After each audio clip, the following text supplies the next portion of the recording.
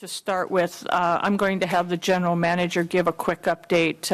We had a workshop at 5 o'clock, so she will give a quick update.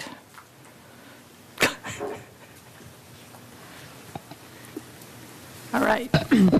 So the workshop was discussing current cash projections and then just going over the adopted budget and where we're at currently. So just to give a quick update, as of July 1, as far as cash, we have a little over 3.2 million in cash as of today with all the expenses. The minimal revenue that's coming in, we have a little over 1.6. We're still waiting for the final actuals for September, and then we're projecting October, November, and December, and that's based on current revenue or current levels. So if our projections pan out, we're at about ending cash at about 377,000. Now, mind you, that's if we don't open anything up. I know that we're into the orange tier, or red tier. We'll go over a little bit more. So we will be bringing that back in November for another workshop. Thank you. Thank you. Are there any other amendments to the agenda? May I get a motion, please? I'll make a motion to adopt the agenda. Second. Director Mishler? Aye. Director Dixon? Aye. Director Kelly? Aye. Director Malloy? Aye. Chair Magner? Aye. Number 5, presentations, the district highlights. Looks like our Miss Macy will do it for us, so you have our attention, ma'am. All right. Good evening, Chair Magner, Board of Directors, district staff, and for any public that are calling in or watching, my name is Macy Trueblood, and I am the Recreation Supervisor for the district. So with everything with the COVID-19 pandemic, I know a lot of us know that we've had to take a step back from programming and put some things on hold, but we are very excited to bring the community members some new programs, not only virtual, but in-person programs as well. So to start, we will be starting virtual runs this week. We are starting with a fall into fall themed run. These runs will kick off every few weeks. It'll be a $10 registration fee. Run it at your own time. Whatever day of the week you want to run it, just go ahead and submit your times to our recreation specialist when you do complete it. You can register online. And then all of our runs will be posted online, so the dates and times and registration periods for those. One of our most requested programs is coming back. We are starting Outside Bingo next week. This program is so requested that it is already waitlisted. So we will be offering a maximum of 30 seats for now on reservations required. Because this is outdoor, we are asking that anyone who's coming to participate bring some sunscreen, wear a hat, just be prepared for the elements. And for any more information, you can call or visit our website. Just a reminder for those who are registered for this upcoming bingo, the buy-ins start at 11 a.m. sharp, so get there on time to get your daubers. One program that is still thriving is our food distribution on Fridays. Last week we gave about 60 bags to our residents. So this program is thriving. We have a great partnership with Grocery Outlet and Trader Joe's. Another new program that we're bringing back is our morning stretch and walking group. This is on Monday and Wednesday mornings. Morning stretch takes place from 8 to 8:30. And our walking group takes place from 8:30 to 9:30. No registration required, but please, like all of our other programs, we do ask that our participants bring their masks while they're interacting with others. Another program that we are super excited to bring back is our Halloween in the Park. Now, we've had to tailor this event due to state and county restrictions and CDC guidelines. So this event is now a free drive-through event. So we're still encouraging our participants to come, dress up their cars, but our trick-or-treat village will be a drive-through trick-or-treat village. Again, no registration required. It's a free event on Halloween, October 31st, from 5 to 8 p.m. Outdoor education. Last month we had 2 hikes. We are limiting our hikes to 10 participants, and these hikes are getting wait lists. And all of our participants are saying that they're super happy with the hikes. The staff are friendly, knowledgeable. We do not have any hikes this coming October, but we will be bringing it back in November for our Hillfire anniversary hike. We are asking for all of our participants to register online. That way we can track and know who is coming and who is showing up for these hikes. This past month, we finished a few park projects. As some of you may have seen, we have our new LED marquee. We are very happy with this marquee. Helps us get more messaging out and does not require any park staff to go out there and change individual lettering. We can change this almost immediately, all virtually online. Our park staff also resurfaced our Pitch Branch basketball court. So for those of you who do play basketball, head on out and shoot some hoops. Just a reminder that our community center is a polling center, so between October 31st and November 3rd, residents are able to drop off their ballots at our community center in room 7. Again, please make sure you have your masks. And the last program I'm going to bring to the community right now is our Letters to Santa we are bringing back this year. November 30th to December 15th, our big red mailbox will be in front of our community center. Last year we had about 227 letters, and this year Santa wants 350. So all of our community members with kids, get your kids writing their letters to Santa and drop them off in our mailbox. Thank you. Okay, thanks, Macy. Okay.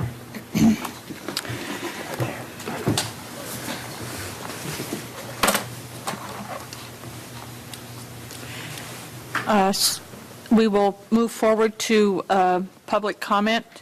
In accordance with Government Code Section 54954.3, the board reserves this time to hear from the public. If you'd like to make comments about a matter within the board's subject or matter jurisdiction, but not specifically on the agenda, in accordance with California law, the board will listen, note the comments, and may bring the comments back up at a later date as an itemized item for discussion. Speakers will be allowed 3 minutes to address the board. We do have special procedures in place during COVID, so I will have the clerk read the one, and then it'll come back to me, and we'll proceed. Thank you. The emailed comment from Audra Seldine of the Las Posas Trails Committee. Dear Board of Directors, the Las Posas Equestrian Committee would like to give our appreciation for having your long-range planning committee meeting at the Las Posas Equestrian Park and walking the trail to view all the items to consider in finding a solution to keeping the equestrian park and trail system open to the residents in our area. We thank the 2 directors, Robert Kelly and Mark Malloy, and Mary Otten and Anthony Miller, as well as the maintenance crew that attended and joined us in the walk. We look forward to continuing our work together. Thank you. I have an email from Jordan Roberts, and he has listed several items that he'd like to speak to, and we usually will do it at the time of the item coming up on the agenda. But one of them that he has is 7A, which is the consent agenda. So if he would like to, Mr. Roberts, if you're on and if you'd like to make a public comment regarding 7A at this time, you can do that. I'm on it. Before I do that, I want to clarify, is 7A, I would like to make a public comment for 3 minutes regarding something that's not on the agenda. Okay. Okay, that's I want to clarify, is the comment towards 7A included with that 3 minutes, or is that going to be included with the specific agenda item? Well, 7A will be with the consent agenda, and so unless somebody pulls it out, there will be no public comments during 7. So, Okay, in that case, I'll take this time to address my public comments, and then if I have time to address 7A, I'll go ahead and do that as well. So please just let me know when to start with my 3 minutes. okay, you're on. Okay, I'd like to start by thanking the board and district for holding its first live-streamed meeting. I appreciate the recent move towards accessibility and transparency. Tonight, I'd like to talk about the employee bargaining that has been going on for the last 3 years. Following unfair labor charges, the Public Employment Relations Board, PERB, has found that Pleasant Valley Recreation and Park District failed to meet and confer in good faith and interfered with protected rights of its employees by engaging in regressive bargaining, making clearly unacceptable offers, and engaging in other bad faith bargaining tactics. What is at the crux of these intractable negotiations is that the district wants their employees to be at will and does not want to afford them due process. This essentially means that a board member could direct staff to fire an employee at any time for any reason or no reason at all. After attending the workshop prior to this meeting, I'm even more concerned about the issue because Director Malloy said the next steps he sees is cutting employees. This concerns me because there are plenty of opportunities to generate revenue and recover costs that I feel are not being taken. Over the last 3 years, countless staff hours have been wasted with this bad faith, aggressive bargaining. During the same time period, the legal services budget has ballooned and doubled from approximately $48,000 to $90,000, and would have more than doubled if the proposed budget of $100,000 had been approved. Not only have these fruitless efforts wasted our much-needed taxpayer dollars and valuable staff hours, it has sent a crystal clear message to employees of the district that their dedicated service to their community and professionalism is not valued, further emphasized by Director Malloy's comments prior to this meeting. As a taxpayer and constituent, I'm calling for an end to the ballooning legal service budget, the unfair labor practices, and the bad faith bargaining. I emphatically call on the board to end the waste of taxpayer money and staff hours and bring this unnecessarily long process to an end. After reviewing the current year's budget, I believe there are significantly better ways for the district to spend and allocate its money than drawing out this process unnecessarily. And as a follow-up, I'd like to comment that I'm very disappointed in the lack of response to our questions that have been directly related to items on the agenda or for previous meetings, including my request regarding account 7110 and why the budget was reduced from $100,000 to $90,000, as well as the other items. Thank you very much for your time. Thank you. I will come back to you for 8C and 8D. Do you want any response from the general manager on the legal? Mary, do you have any comment? Regarding, The legal. The legal? like, I can. So part of the reason is we went through the entire budget process in 4 different workshops. We look at every year where we potentially can save, where we might be able to save. So right now with the projects that we have lined up for this year, because our legal budget isn't just about personnel, but we have personnel, we have Miracle League, we have all kinds of contracts, agreements when we were working with the Boys and Girls Club. So there's a whole lot of other things that are in there. So what we look at is based on the agreements and where we're at. So one of the things I can tell you probably next year is our legal budget will go up. And that will go up because right now as we're working with the Las Postas group, there's a whole lot of property rights issues that we're going to have to deal with. So part of that budget goes back and forth depending on the projects that are coming up and where we're at with those projects. I would like to make a comment also. That is fine. I'm sorry, I don't recall this gentleman's name. Jordan Roberts. Mr. Roberts, if you're going to state the record, you need to state the whole record. Mr. Malloy, in that previous comment, clearly stated that he did not want to cut employees. He also mentioned, as you stated, that employees would be next. but he also said at the same time that that is not what he wanted to do. And so let's get the whole record out there. And that's what I appreciate you doing by holding these televised and live streaming meetings, because I didn't go on to the rest of that because I only have 3 minutes to comment, but with regards to him stating that the next step that he saw was cutting budget or cutting employees, that was what I recall him saying, and anything further than that, you've explained, and I appreciate you doing that. Thank you. Thank you. Okay, we will move on. Any more general comments? Yes, there is another public comment. Wait, Hold I on. don't So have anything. do we have, Karen, do we have any other public comments under general public comments or any other comment cards under just general? I did not receive any other than I Jordan. have none. Okay, so then, If you have a general comment, you can make one. right, so if we have any other, so we have how many people on the line? 4. So the first one is Mr. Ansfeld. So if she wants to make public comment, she can for 3 minutes, so.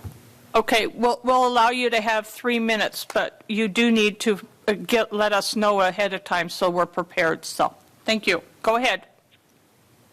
Okay.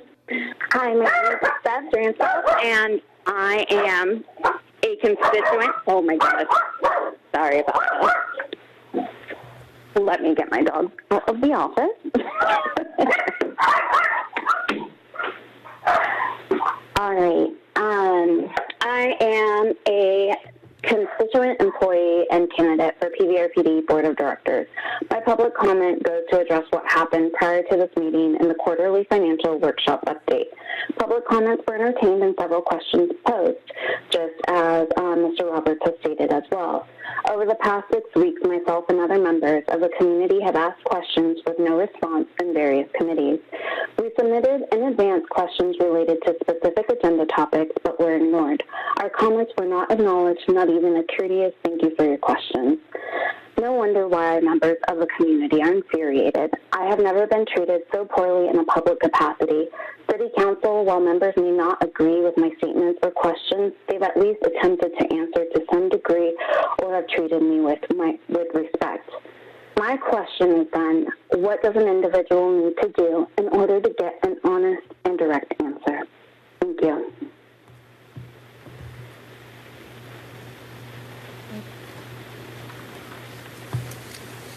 Can I just make a quick statement? Just a general? You may. I'm just going to make a very general statement to everybody in the public or community out there. My telephone number is published. You can call the office. You can get it. You can get my home number. I receive telephone calls from the public over the last 8 years. I have answered every one of them. I have talked to people. I've met with people at coffee shops. I've met with people at various sites where we looked at things and everything else. Anybody from the community is always welcome to call me. I'll meet with them. I'll discuss. I'll go over. I'll listen to your input and everything else. And I'd be happy to try to educate you or bring you up to speed of something that you missed. So I'm just saying I've always been that way. I've always been open. Thank you very much. Okay, we will move on to, Anybody else? I'm sorry? Was there anybody else who wanted to? Oh, okay. We'll move on to 7, consent agenda. Can I get a motion to, or is there any discussion for the consent agenda, or do we move forward and make a motion? I'll make a motion to adopt. Okay. Second. Okay.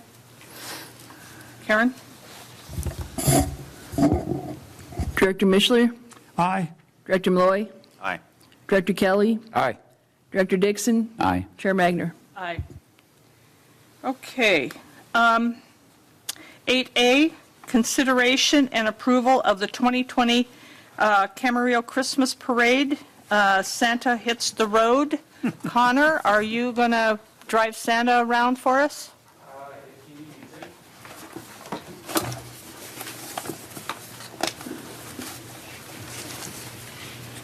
All right, so good evening, Chair Magner. Good evening, members of the board. I am Connor Sedani, Recreation Specialist for the Pleasant Valley Recreation and Park District, and I am here to talk to you today about the parade.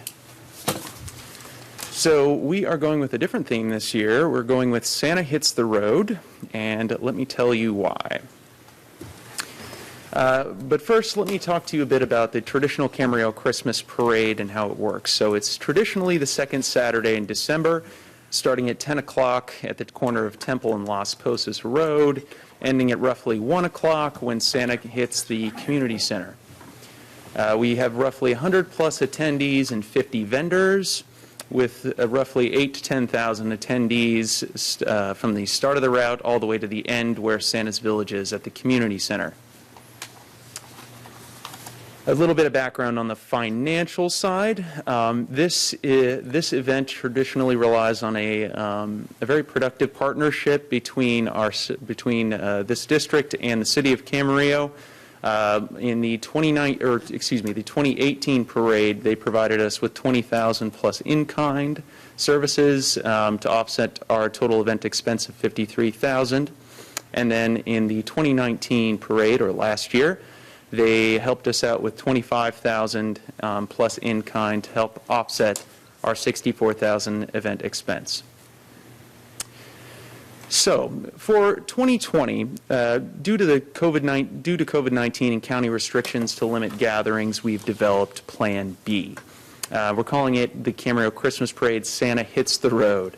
A 7-vehicle convoy to include police escorts, one of our board members, one of the city council members, along with Santa, and possibly a few community partners, visiting every neighborhood in Camarillo over 5 nights to encompass the 5 districts in the city of Camarillo, 1 per night.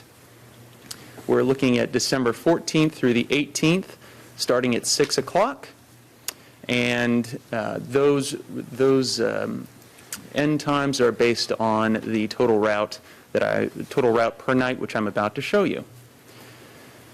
So for District 1, which would be December 14th, we're looking at roughly a 12-mile route and about 2.5 hours of driving, and those time frames are based on an average of 5 miles per hour for the route itself, for the convoy traveling on that route.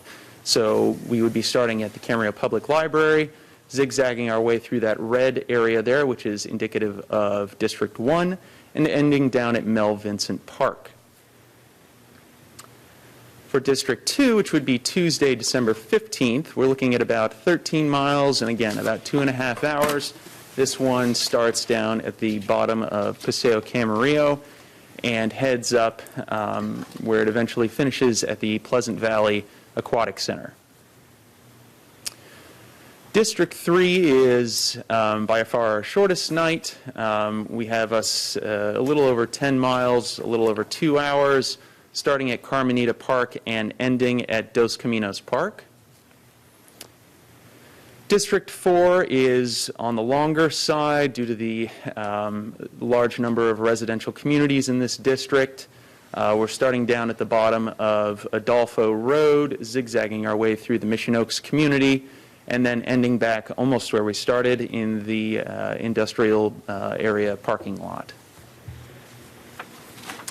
And then last but not least, on Friday, December 18th, we have District 5, a little over 13.5 miles, 2 hours 43 minutes roughly, and then starting at Pitts Ranch Park, snaking our way down to Pleasant Valley Fields. So we've actually been working with a couple of potential key partners for this plan already. We've been working with some staff at the City of Camarillo.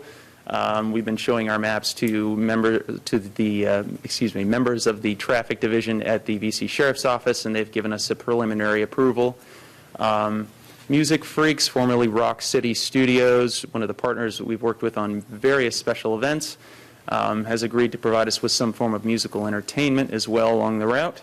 And then our friend David Kromka from the Ventura County Professional Firefighters Association has agreed to drive Santa on one of his antique fire trucks, as you can see there in the traditional Camarillo Christmas Parade.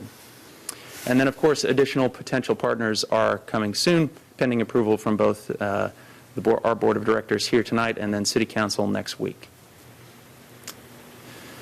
From a financial standpoint, basically what we're looking at is an estimated $20,000 in event expenses to include around $10,000 for PVRPD staffing, with community event funding of $10,000 from the City of Camarillo, for a net total of about $10,000 in expenses.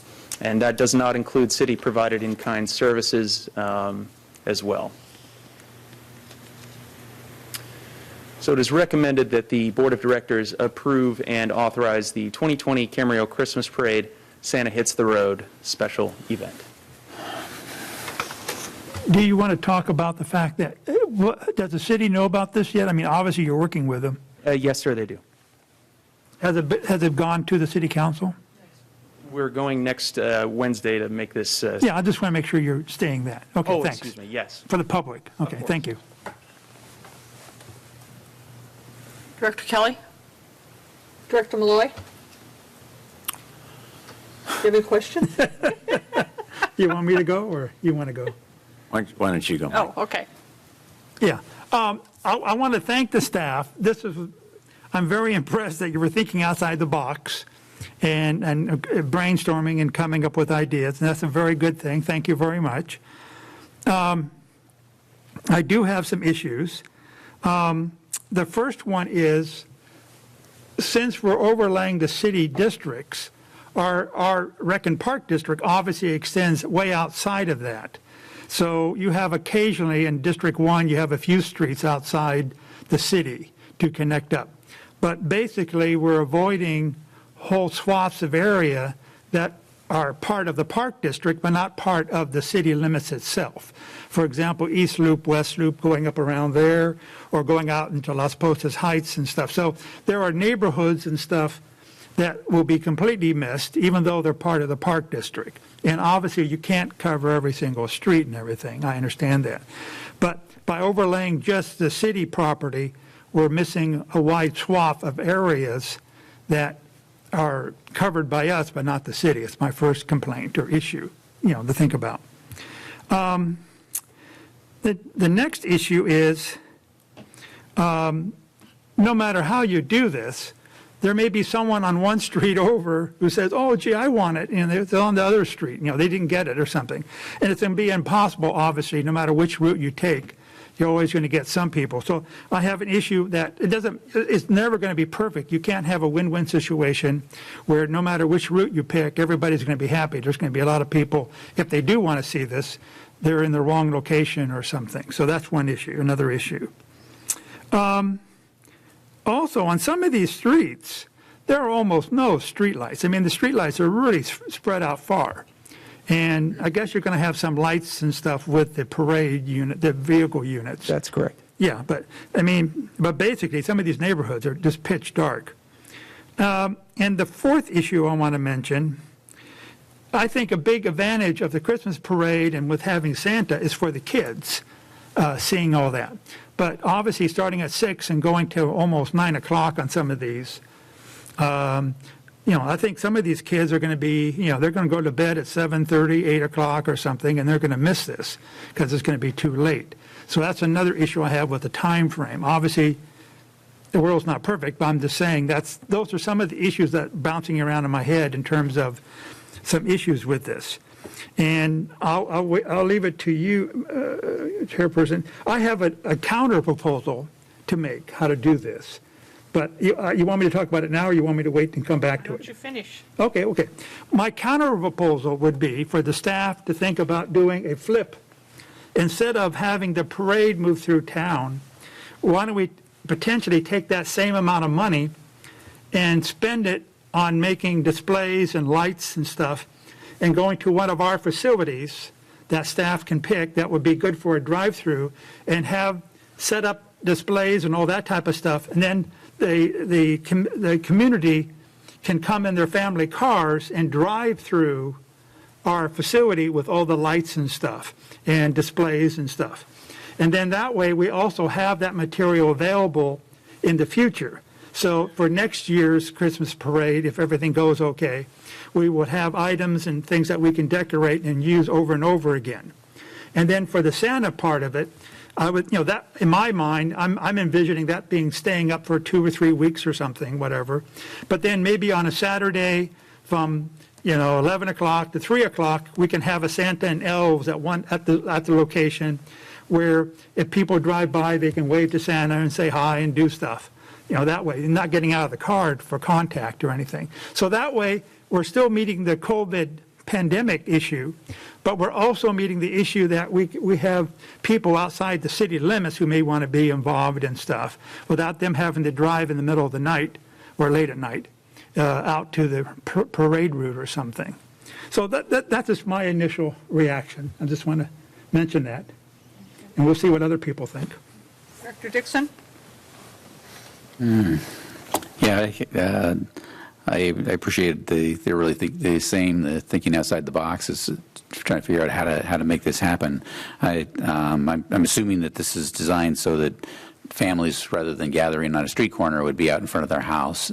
That's correct. So the question I have with that is how do we publicize that so that people actually know this is going to be coming by their house and on a particular evening? First of all, do you have is there a plan for the publicity? Yes, and I'll be happy to speak about it. Yeah, why don't you go ahead and do that now? Yeah. Sure. So we've been working with, your concern is very much valid, and we've been struggling with that, or at least we were struggling with that initially as well. We didn't want to encourage massive crowds on a street corner to come see Santa because we want to, and that's why we were trying to cover as many areas of Camarillo as we could. So we would say, okay, well, he may not be here tonight, but he will be here at a later night during the week. And we've been working with one of our traditional partners in the parade, actually Cumulus Media, who has come up with a way for us to market to very specific targeted areas of Camarillo through digital advertising based on certain demographic information, for example, zip code. So those types of things we're confident we're going to be able to use to help us keep this basically what it is, a community event. Yes, thank you. We've also been using we're also at a point where we're going to use an app called Glimpse. It was actually recommended to us by the city of Moore Park when they used it for a similar type of parade event for Easter. This particular app allows you to track the location of a particular cell phone. So in this case, a staff member could have this app on their phone, be riding along with Santa, and then we could publicize the location of this phone so that you could say, where is Santa at this particular time? Use this app information to find out more or less exactly where he is during the route time. So that app would be made available to the public so that they could track what's going on? Yes, it's completely free. Okay. I'm kind of intrigued too by Director Mischler's proposal too. I know you guys have put a lot of work into this, and it's on the agenda for the city right away. I don't know what our timetable is for getting this through, but we probably don't have a tremendous amount of time. We basically have a month. So there may not be time to be reconvened. Did you have a committee of people of our district and the city that work together on this? Yes, there are a few members in this room actually, but yes, and also people in the city.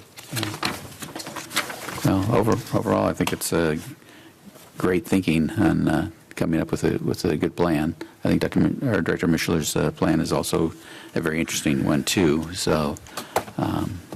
See what other people have to say. Director Kelly, you have any further comments or questions? I probably do, as I usually do, but I think I'm more, as the gentleman stated, nothing's perfect. I'm probably more inclined to go along with the proposal as stated. Okay. Ready? Scrooge is on. I was pretty stunned when I read this. I knew that you were going to reinvent the Christmas parade, but I really expected it to be something about how we reinvented our Halloween event by having something in the district parking lot. The political districts in the city were formed based on where council members lived. It really has nothing to do with the geographical areas of the community, and it especially doesn't have anything to do with where the kids live.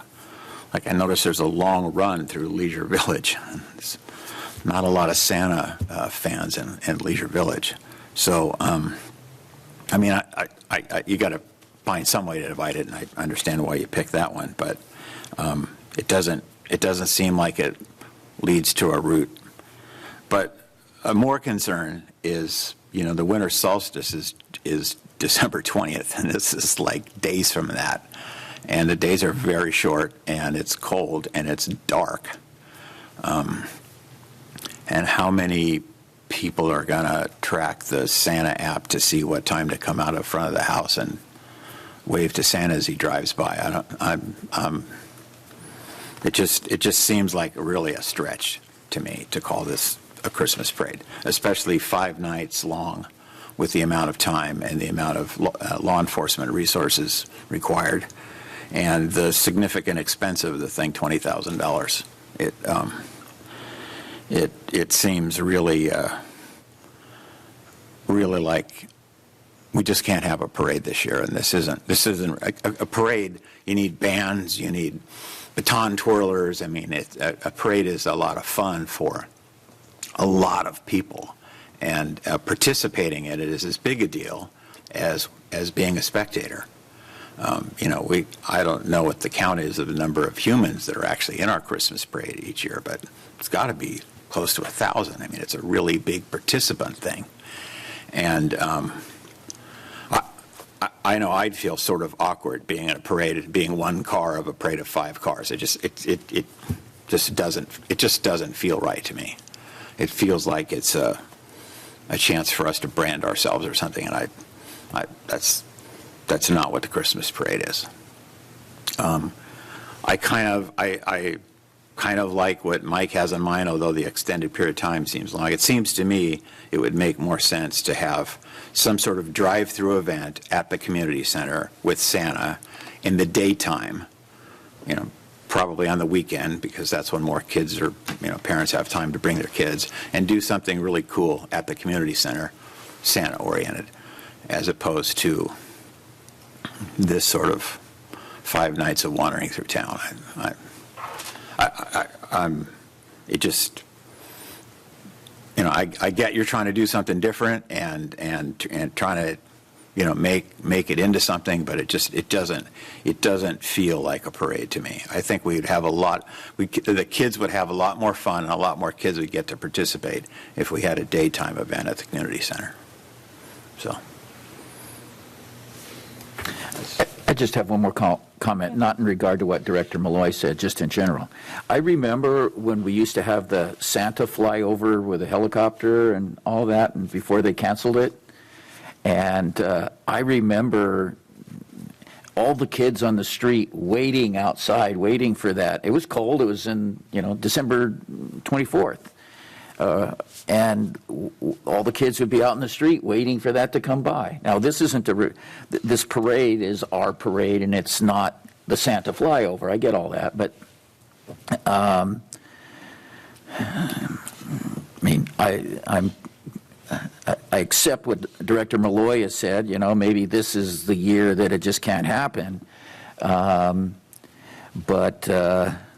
if it's not going to happen, I don't really think it'll be because, well, let me just stop right there. Go ahead. That it? That's it. Connor, I can't see you, but I'm talking to you. When I initially looked at it, I liked it. I liked the idea of you know, being outside the box, thinking outside of the box and things. Everything that they have all brought up has gone through my mind. Also, Mike's proposal went through my mind, and I was recently involved in a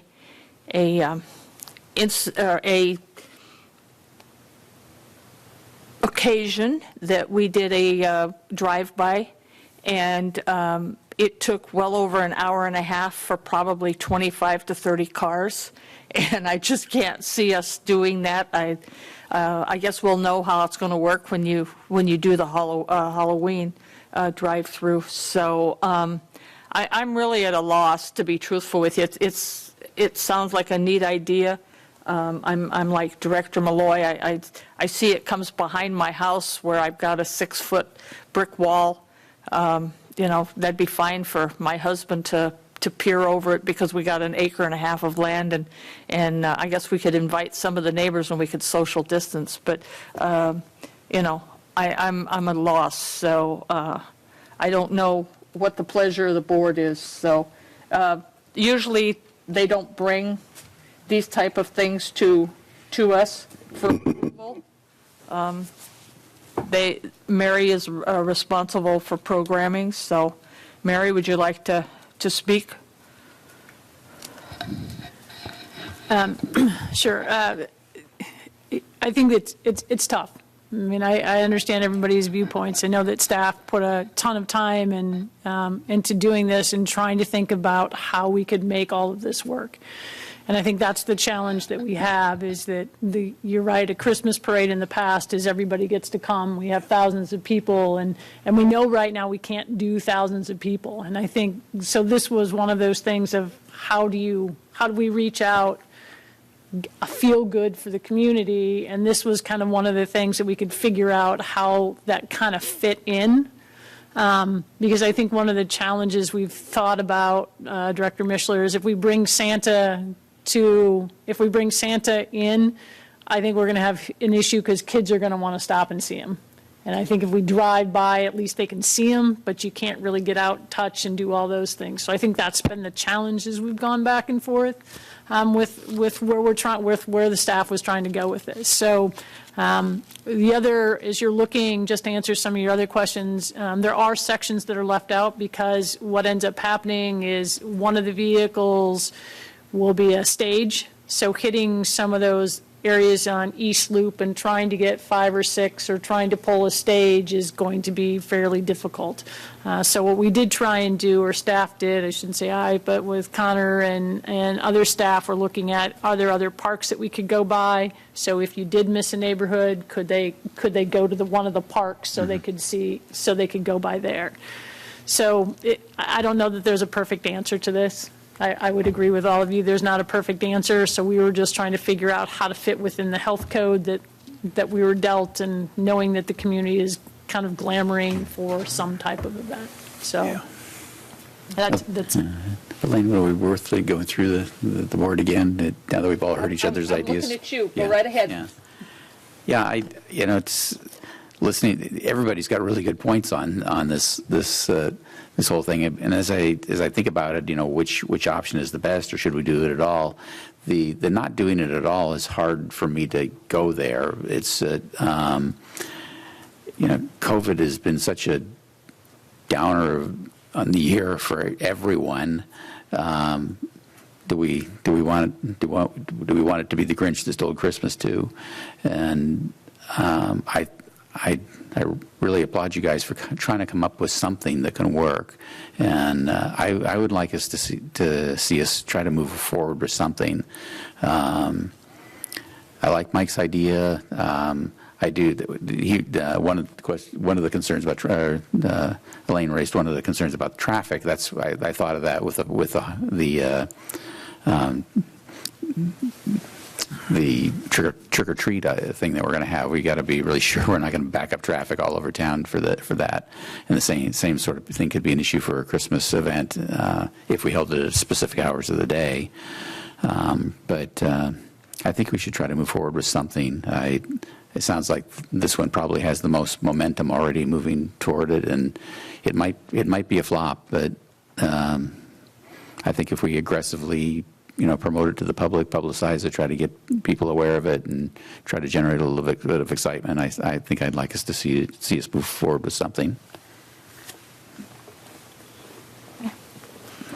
Mike, go ahead. Yeah, I don't think this is going to work very well. There's going to be a lot of people complaining that, well, how come you didn't go down my street and the other street? And again, we're missing whole areas, obviously maybe because of roads and stuff, but we're going to be missing whole areas of the district, and people are going to be saying, wait a minute, I'm a district member, and how come they're only in the city, basically, except for a couple of streets here or there? So I don't like, and it's going to be late at night. If you're going to do something like this, if you're going to go with this type of running around the city thing, I would do it on a daytime on a Saturday and have 5 different segments, and they could be running one after the other, but they're doing it on a Saturday daytime thing going across the city kind of thing. So the temperature is better and stuff. There's no reason. I'm not sure why you came up doing this at night versus doing it on a Saturday when you have maybe 5 2-hour sections or something, or making an hour-and-a-half segment or something. So one convoy A will start, convoy number 1 will start, and as soon as it ends, then you just continue, you pick up with the other string of vehicles, and you do convoy 2, and then 3, and then 4, and then 5, and you do the whole thing in one day during the daytime hours. At least that gives it opportunity, because standing out at 8 o'clock at night or 9 o'clock at night waiting for these guys, waiting for a parade thing to come by at a park or something isn't really going to be that exciting. And it may be raining at night or cold and windy. Who knows what's going to be happening during that time period. But if you do it during a Saturday daylight hours, you can still drive around, but then I think you have people who are not on the route, or at least have a better chance or opportunity to visit it. But I still would prefer taking that money and spending it to fix up a site. It doesn't have to be here. Maybe at the community center for drive-through, maybe at one of our other facilities, that PV Fields or something that has a large parking lot and not that many houses and stuff around there. I don't know, where you can do something, or even Freedom Park is out there in the boondocks, but doing something where people have the opportunity to drive there and just drive by and through it and see some stuff. And then we have the same materials, displays and stuff that we can always use in future activities and stuff. So I still prefer doing where the people get in the car and drive to it versus, but if you are going to have a parade, it should be during the daytime, like a Saturday, is my opinion. Oh, Eric, going to provide some feedback? Oh, I'm sorry. Okay. Director Kelly? Mike's got a lot of good ideas, but the one thing I don't like about his proposal is, in order to get people to come to a venue, you're going to have a lot there to make them want to get in the car and load up the family and go there. We're talking about a ton of work that we're not actually at this point in time prepared to do.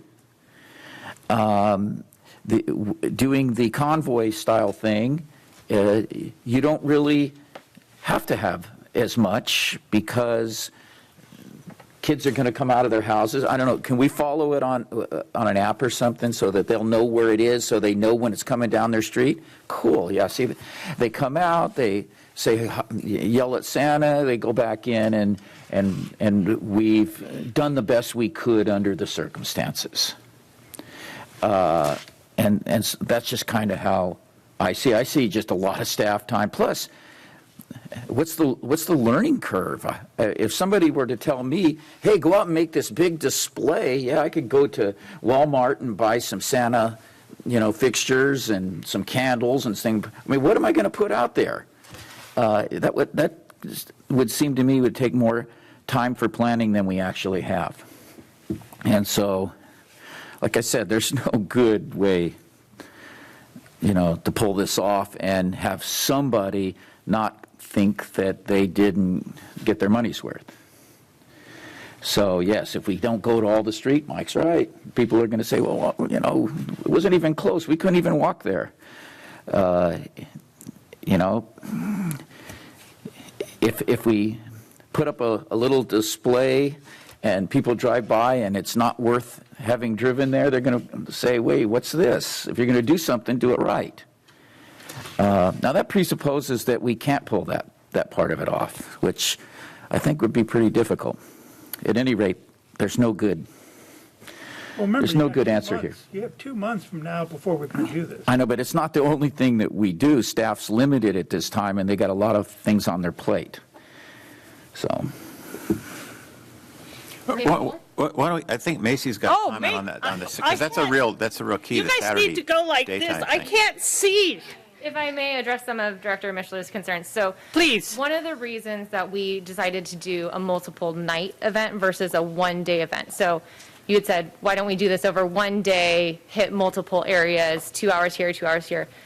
One of the concerns is we are also working with a whole bunch of partners. So we have David Kromka, who is driving his fire truck. We have Santa. So typically a Christmas parade, they're dedicating 5+ hours to this event. If we made this Christmas parade a one-day event, now are we asking 10 hours of their time, 12 hours? So that's one of the concerns is we're working with certain volunteers who are volunteering their time. No, I understand that. I didn't want to go into too many details, but my proposal would be if you did a one-day event, you have 5 different convoys. These are different volunteers, different people.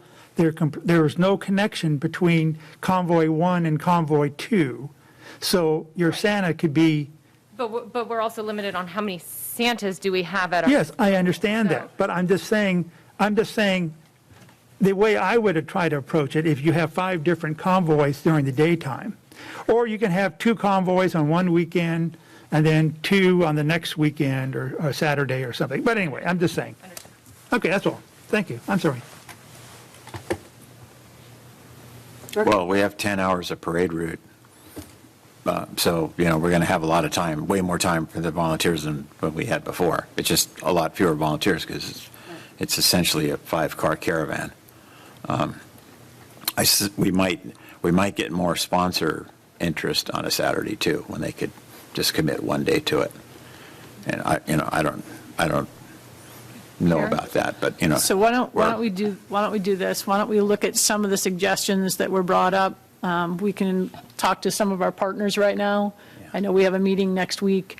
We can also go back and look and see what it potentially cost, both monetary-wise as well as time-wise, if we were going to try and do something at the community center, what that would look like. Because I think everybody would agree if we're going to do something, we want to make sure that it looks good and that we can put something together. And it, with the trick or treating, it's fairly easy. They can come dressed up, and we're just putting candy in their bags. This is going to be a lot different. So let us come back. We'll have something, or at least have some ideas next week for our meeting. We'll put this on. It would be great to get council's input too, because they're a big part of this every year, and see how they feel about it too. So we have 3 basic concepts if you want to get feedback from the city, right? Okay. Okay, so you're going to bring it back next week? We'll bring it back next week. Okay. Connor, thank you. I know you and Eric and Macy have put lots of hours into this, and this is such a trying time that it's like, what can we do that's different and still take care of our constituents and things. And Christmas is one of my favorite things, so that's right after Halloween. Okay, so we will table that. Make sure what I got going on here.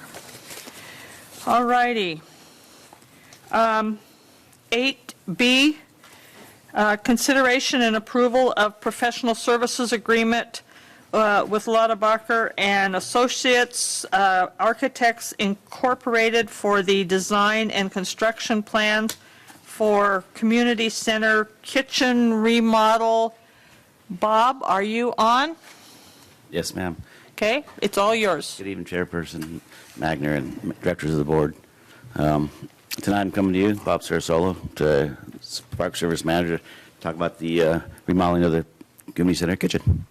So, off we go. As you know, the district identified multiple locations where we could... Oh, sorry, I confused myself. I started from something different. Anyways, the district identified multiple locations where we could meet the requirements of and expenditure of the Quimby funds. One of the projects we talked about was the community center kitchen. The kitchen went along with the community center was built in 1969. The original design had 5 classrooms, a kitchen, the auditorium, and the main office, which we call room 6 now. And the RISA room was part of that.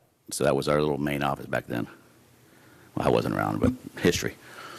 Anyways, as part of the 2020-21 budget, staff identified the community center as this redevelopment project that we could use Quimby funds at. The kitchen has had very little improvements since 1969 when it was built. The ovens and stoves, they were manufactured in 1952. They came from the Freedom Center when we took that over from the Air Force, excuse me. It was given to us. Know this history from, I couldn't find out anywhere, but Woody was here, and I made a phone call, and he gave me some info. So, as you all know, the dishwasher has been red tagged by the county. This has been going on for about 2 years now. We've been very lucky. They're ready to, I think, shut us down if they have a chance. And COVID, we haven't used it, so we're good. A little more background. The community center and kitchen are ideal for special district events such as Breakfast with Santa, weddings, quinceañeras, tough word, and other nonprofit social gatherings we have there. Again, existing equipment consists of 2 ovens, 2 cooktops, 2 refrigerators, an ice machine. We have double sinks and a dishwasher, and then cabinets, of course. So our revised drawings will consist of a more functional layout, storage, and items to include potential for a cooking/teaching kitchen. So we have a little drawing that's kind of a lunch date with the architect that we talked to, and he kind of drew it out on a napkin for us, an idea. So anyways, we could enable the district to offer additional classes to the community center. The youth could learn how to cook, or it being some healthy eating for seniors. So there's a lot of potential for this kitchen. So staff will work with Lauterbach and Associates architects on the design and remodel concept for the kitchen. One initial concept would be to remove that wall between room 1 and the kitchen. Right now it's there's 2 doors. In between those 2 doors, we'd remove that. It's actually cabinet space right now. And we'd create the teaching kitchen with a glass. We wouldn't lose space for room 1. It would stay the same. So we just open that up, and we'd put in cameras, whatnot, part of the concept. I'm sorry, is part of the concept, are you going to have open air through there, or I'm confused? You're going to have a glass wall? It'll be a glass wall. I believe that's what we're going with. Yeah, okay. So here's the slide. So if you look on top, it's kind of hard to read it. You might have a better one in your notebook. So it's on the very top of it where it would be. No, I understand where we're talking about, but when I look at that diagram, I don't see any wall in there. I just see open air, and I'm happy to see open air. I'm not sure why you would need a glass wall there. So I think either of those, today is just to kind of go through an initial design. He'd come back, just like we have before. They'd come back, an architect would come back for approval and design acceptance. This was kind of one of those potentially what it could be. So this will come back, but it was just so everybody could have at least an initial concept drawing. Correct.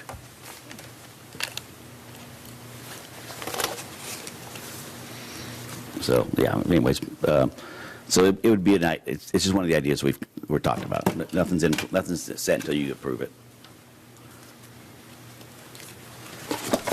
So the proposal would include the scope of work, construction documents from the city and county, because we have to go through environmental health, structural plans for the viewing window into room 1, remodel the layout as existing workspace, removal of the dishwasher, prepare a cost estimate for materials and on-site observations. This all would be part of the contract. So fiscal impact, we allocated $250,000 for this job out of the Quimby funds. They're designated in 2021 budget. Cost for this would be $20,500, not to exceed $20,500. It could be lower. But this is in case we have problems throughout when we do the demo. There might be things we haven't seen or overlooked. So, again, it's a 51-year-old building that we can't tell you what's going on. Just like when we did the pool, we had hidden costs that surprised us. So, again, recommend the board approve and authorize the general manager to enter into a professional service agreement between the district and Lauterbach and Associates Architects for the design and construction plans for the community center kitchen remodel. Okay. Director Kelly? What all, of all the appliances that are in there, which ones besides the dishwasher are going to be replaced? The ovens will be removed. The stovetops will be removed. One of the stovetops currently has, I believe it has like 4 burners. Only one of them's out. We can't get parts for it. We've looked all over. Appliance people have looked, said it's on its way out. So, and then ice machine would be replaced. It's very little ice machine.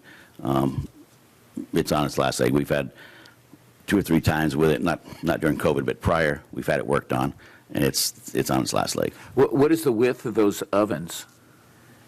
30 inches, 30 by. For ovens that old, that would be odd that they would be 30 inches wide. They're about 30, 36. Are they commercial or are they? Commercial. They're commercial. So, and the intention is to replace them. Depends which direction you guys want to head to. Do we want to do a warming kitchen? Do we want to do a full-on kitchen? Again, it's whichever direction you choose to go. Okay, thank you. Do you want to explain to the public the difference between a warming kitchen? We all know the difference, but for the people who may be watching, can you explain the difference between those two terms? A warming kitchen is something where the groups, the weddings, whatnot, that have it centered, they can bring the food in, and they can keep it warm inside the kitchen. I think most people would relate to a caterer. You're having a caterer. Okay. Yeah, or... I'm just trying to help the public. In other words, if a person's catering an event, the caterer needs some place to keep the food warm and stuff and prepare it to serve it to the customers. So that would be a warming kitchen.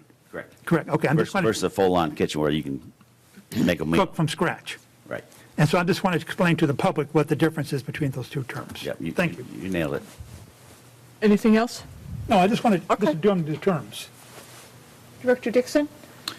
Yeah, in our packet, it says that over the past few years, that 50 groups have used this over the past few years. I mean, I'm trying to get a sense of what is the demand for this? Is this something that if we redo it, we have the expectation that we're going to have a significant demand for the use of it? Is there? Yes, there's always a demand for it. People always ask to use it. We have groups. Hakuanas. We have a big one that does Karen Las Comidas. Yeah, they serve 500,000 people out of that. And again, that's a warming. They bring it in, but it's a warming kitchen. They keep things going. Weddings and everything. It'll help draw to the revenue. Mm-hmm. I mean, if we can keep that auditorium running, every Saturday by an event in that kitchen, that's great. Okay, so yeah, the expectation, what I'm getting at is I'd hate first to be looking at committing this kind of money to a project and find that it has very little use. So you do have the sense that there's Karen, could you, I know, and I'm going to ask Karen because she does most of the rentals. So she's going to have, this has been a conversation I think we've had with her regarding how many people ask to use the kitchen, what they use it for. So Karen? In general, probably we're looking at maybe about a dozen plus or minus through the course of a year. Past few years, we have not pushed the use of the kitchen at all just due to the issues. The Journey is actually in there every Sunday. They use the facilities, the kitchen facilities every Sunday morning, Wednesday evenings. They use it too. They serve meals. So it's used quite a bit, and the potential would be better, because we don't advise people to use the kitchen at this time. So if you promoted it, you think you could? Yeah. You could. Oh yeah. Draw that wouldn't be a problem. And then the bonus of actually having a teaching class in there too would be a big bonus. We do have some, but they tend to be. We'll put them in another room, and then they have to bring in their own things and set it up on a table, and it's not really conducive for classes. And we've had seniors too that wanted classes as well. That kind of goes to my second question on this, is that when we talk about, you said it's up to the board whether we want to go toward a full kitchen or just a warming kitchen. And if you want to teach class, is a warming kitchen adequate for the kind of classes that you would want to teach in there? Yes. So, okay. Yeah, Okay. very. That was one of the questions, excuse me, that was one of the questions I know that we asked the architect. And once again, if the board approves this, the architect will bring back different options and go through what those different things mean. Okay. So, Okay, that's my questions. Thank you. Director Malloy?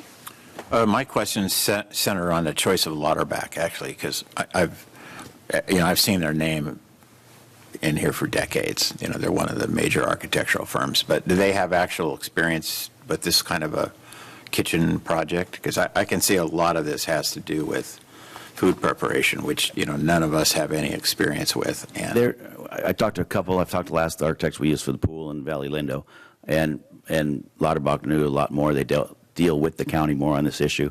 Right. So yes, they've done a lot for commercial kitchens. Okay. Okay. I have a crazy question. You're going to say you don't know, and I know you're going to say that, but what is the possibility that we're going to run into asbestos in that wall if we decide to take it down? You'll find it. Okay. But we'll do the abatement and move forward. Being it's just a one wall, they'll plastic that off. They'll contain it, yeah, okay. From there and vacuum it out. So it's a small area, nothing major. Okay. That's what I wanted you to tell me, was that, yeah, it would be a small enough area that they could contain it, that wouldn't be an issue, so. That's not. Yes, Director Mishler? Bob, I'm not aware of any other kitchen in Camarillo in the region around here that's a teaching kitchen. Is that correct? Or are you aware of any? I'm not aware of any either. Yeah, so this would be the first time. Healthcare district? What? Camarillo Healthcare District does have one. Well, it's not a teaching kitchen. It's a tiny little kitchen for making cookies and stuff. It's right? tiny, but they do have a TV so that Yes. people can kind of come around and watch. But it's for seniors, not for the community to go in there and use it. I've seen it. We've had meetings there. I've toured it and seen it.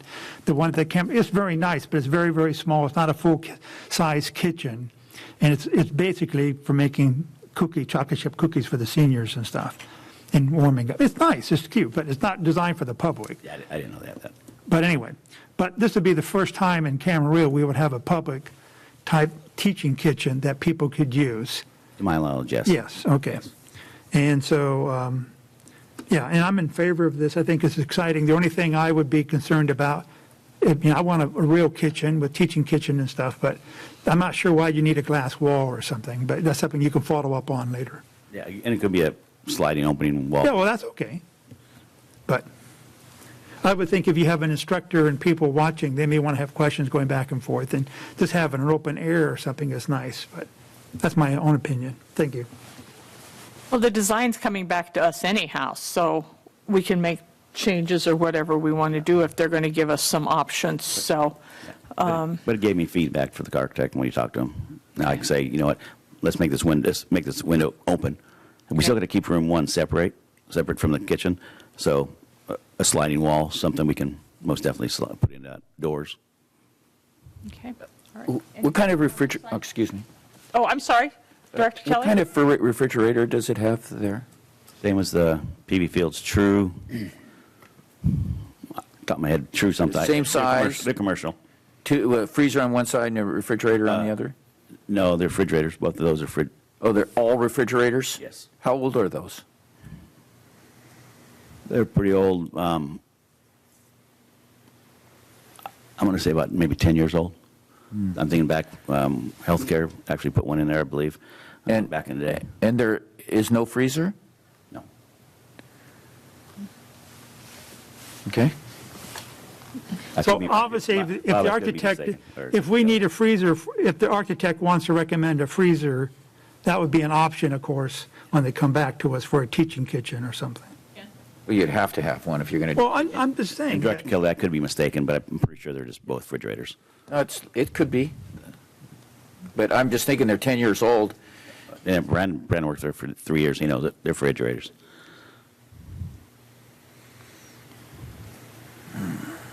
Yeah. No, I'm in favor of this. I'm ready to vote on it, so. Okay, anybody else got any? I'm in favor as long as we make sure that the appliances that get put in, I used to be an old appliance salesman, so I know my appliances. If we're going to use it as a teaching kitchen, we have to put good stuff in there or it'll fall apart in short order. No, yeah, I'll make a proposal. If you want me to make a proposal, you want me to wait? I'll make a proposal to approve and authorize the general manager to enter into a professional service agreement between the district and the firm for design, I can't pronounce their name. Lauterbach? Is that how you say that? Okay. And Associates, Architect Incorporated, for the design and construction plan documents for the community kitchen remodel. I'll second. Which? Karen? Neil? Director Mishler? Aye. Director Dixon? Aye. Director Kelly? Aye. Director Malloy? Aye. Chair Magner? Aye. Okay. Thank you, Bob.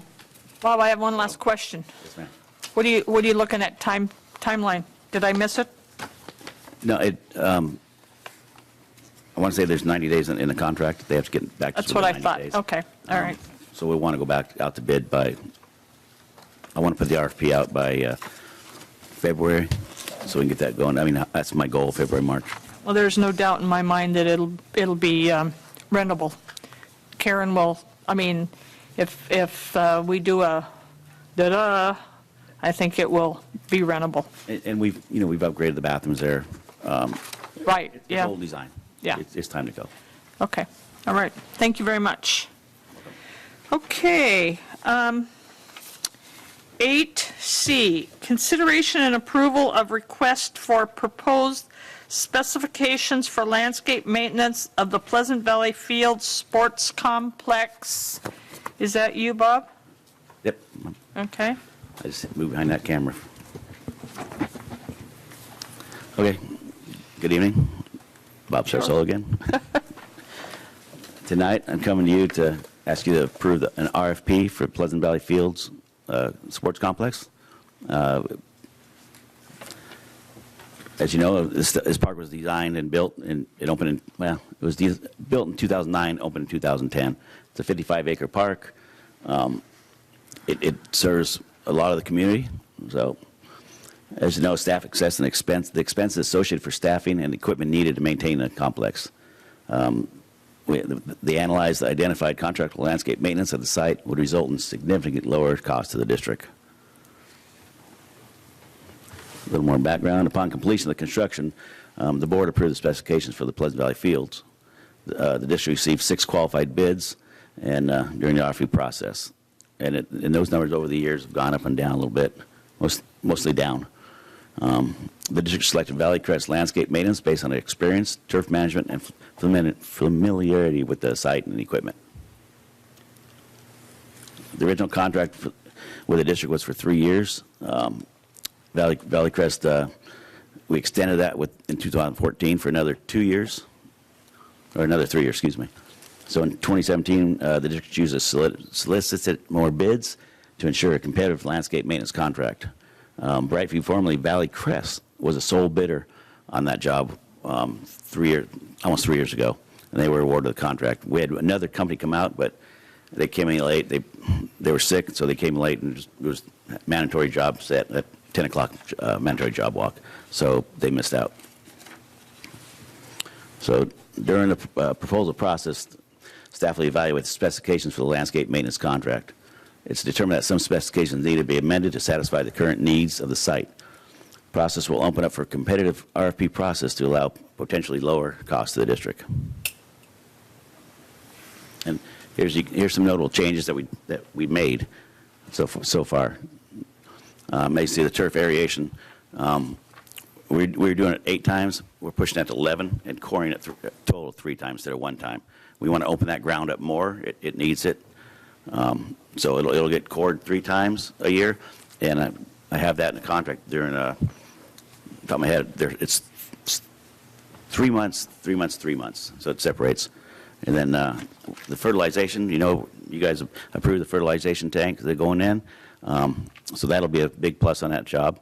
The contractor will be in charge of that, ordering it and everything. If we're not satisfied, if it's not getting too green, we can kick it up. So we in a sense, we still have control, but they're paying for it. So they can't cheap out on us, because on granular, we weren't seeing it going in and seeing that. But now it's in liquid form, we'll have a little more control. I'm sorry, how do you know that they're putting it in there? By what they order. Oh, they have to give you the order form? Yeah. And does the truck show up at the We'll site? still talk with the nutrients, who we get this chemical from. So, but I'm just trying to understand, the amount of, you're not just pouring in 12 ounces of something. Obviously, it's a large mixing tank, as we know. And I'm assuming that the vendor who's supplying the liquid fertilizer or chemicals are going to show up in a tanker, little small tanker truck to do this themselves. Right. I mean, these guys don't go down with their pickup truck and pick it up and pour it in. And nutrients will come out and they'll Right. set it up. So you'll have a way to verify it because you'll have the invoice from those people bringing it there. So I make sure that everybody understands how this We can works. ask for it and check what's going on. Okay. Again, and we're also asking for, I want 2 soil samples a year, so we know what exactly is in that dirt, which direction we need to go to. Do we need to add more calcium? Do we need to add more acid? It'll give us that analysis of what to do. So these are some of we added the softball fields. We broke it down to, it's about 26 times a month between months of March through November. So we've broken that down through history. We can tell what it is. And it'll give or take, and they give a separate cost on that also. The restroom cleaning is already in there, so that's inclusive into it. So we're trying to get one set bid instead of, in the past, it's always been, like I said, with the softball fields. If we wanted more aeration, more fertilizer, they would charge us. They would charge us. So now it's one set thing. And we have a little more control. Like I said, we have more control of what goes on. We like I said, past history with Lanny, keeping track of the tournaments, or not tournaments, adult soccer, adult football, not football, adult softball. So that'll give us a little more knowledge of this. So it's a different direction than how we did, but we think in the end it'll be better. The old contract mentioned 365 days of trash emptying. We don't need that. So I eliminated that down to 200. So it's just little things that we went through and we read it. Brandon, Nick, Jessica, Mary, we've all tackled this thing and tackled it, and we come to a good place, I think. So. Anyways, back to my spiel. So the RFP will provide us an opportunity for the contractor to submit proposals for the Pleasant Valley Fields maintenance contract. We've got, I think I've written down 10 contractors, 2 golf course companies, maintenance that take care of maintenance, other various contractors that can handle that park. The mower situation, still the same. You got to leave it on site. It's not going anywhere. We have all that in there. So we have the bid package, which you guys have. They got to suppose that back if they're qualified to even bid on it, because we put that, you have to have so many years of government work. And the background, financial background, the references, equipment capacity, and the cost estimates. So we're not obligated to select the lowest bidder, but, it's up to you guys. The district shall contract at its best interest of the complex and the district. So approval of the RFP specifications has no fiscal impact this time. It just anticipates that the contract will be awarded at the January 21st board meeting. During that time, there will be a fiscal impact. Okay. Director Kelly? I see you turning pages, so go for it. I had a whole notebook full of questions, but of course, as usual, I picked up my packet and left my notebook. But I do have what I worked off of, so it might take a little bit longer, but I have a number of questions. Maybe somebody else wants to go first? Okay. Mike, go ahead. Yeah, first question I have is gophers. Did I misread? Or is the word gopher in here anywhere? I mean, pest control, or did I miss it somehow? It's in there.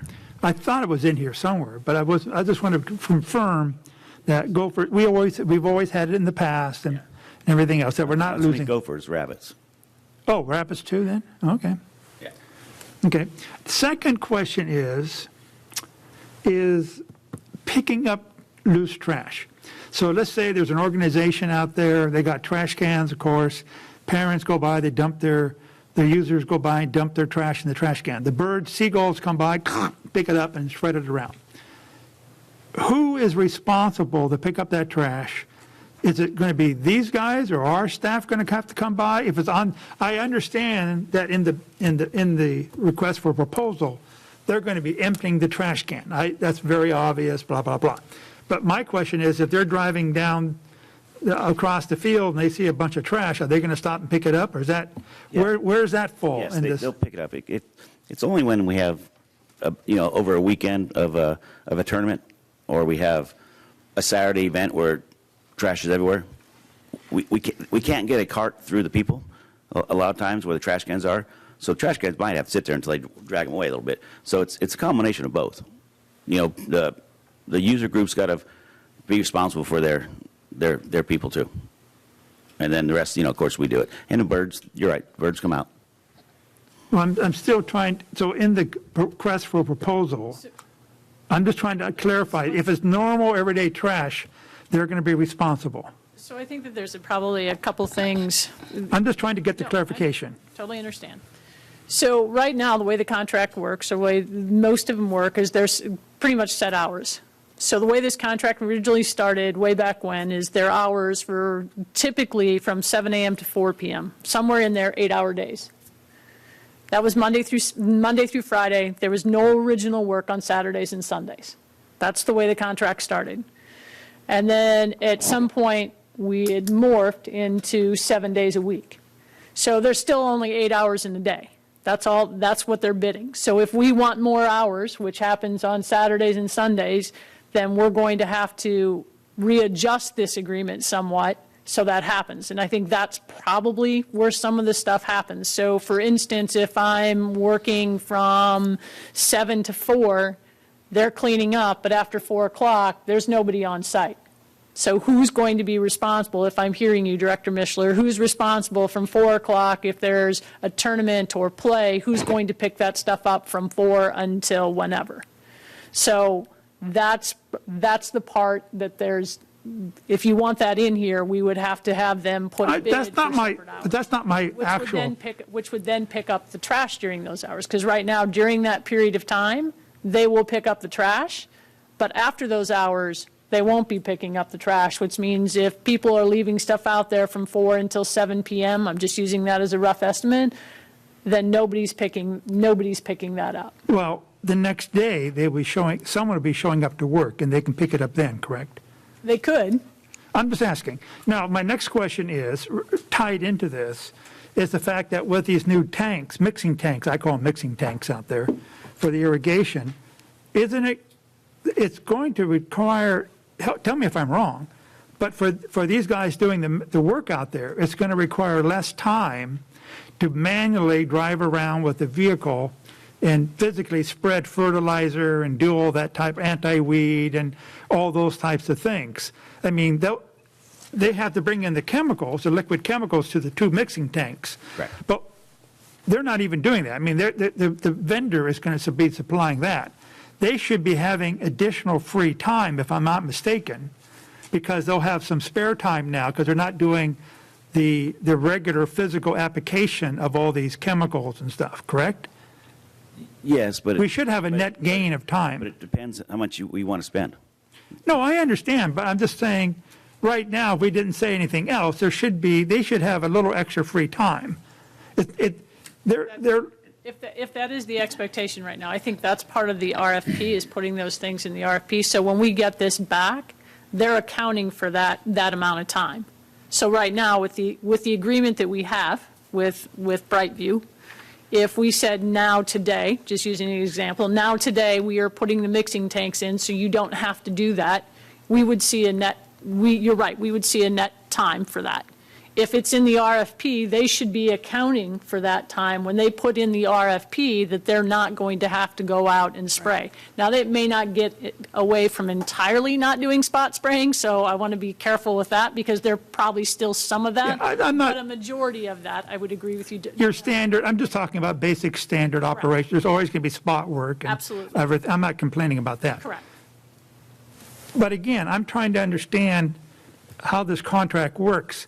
Do they have to have someone on site for that 8 hours? Yes. Okay, so if they have nothing else to do, they can obviously walk around and pick up trash if they had time to do it, correct? Correct. Okay, I'm just trying to understand that. And, okay, So, right, so that's the point of putting this out, is so when they bid this, when we get the bids back, they understand what that scope of work looks like. And their requirement is to meet that scope of. no, I'm just trying to understand, I'm just clarifying what's in and what's out and how all that works. Understood. Okay, well, thank you very much. Director Dixon?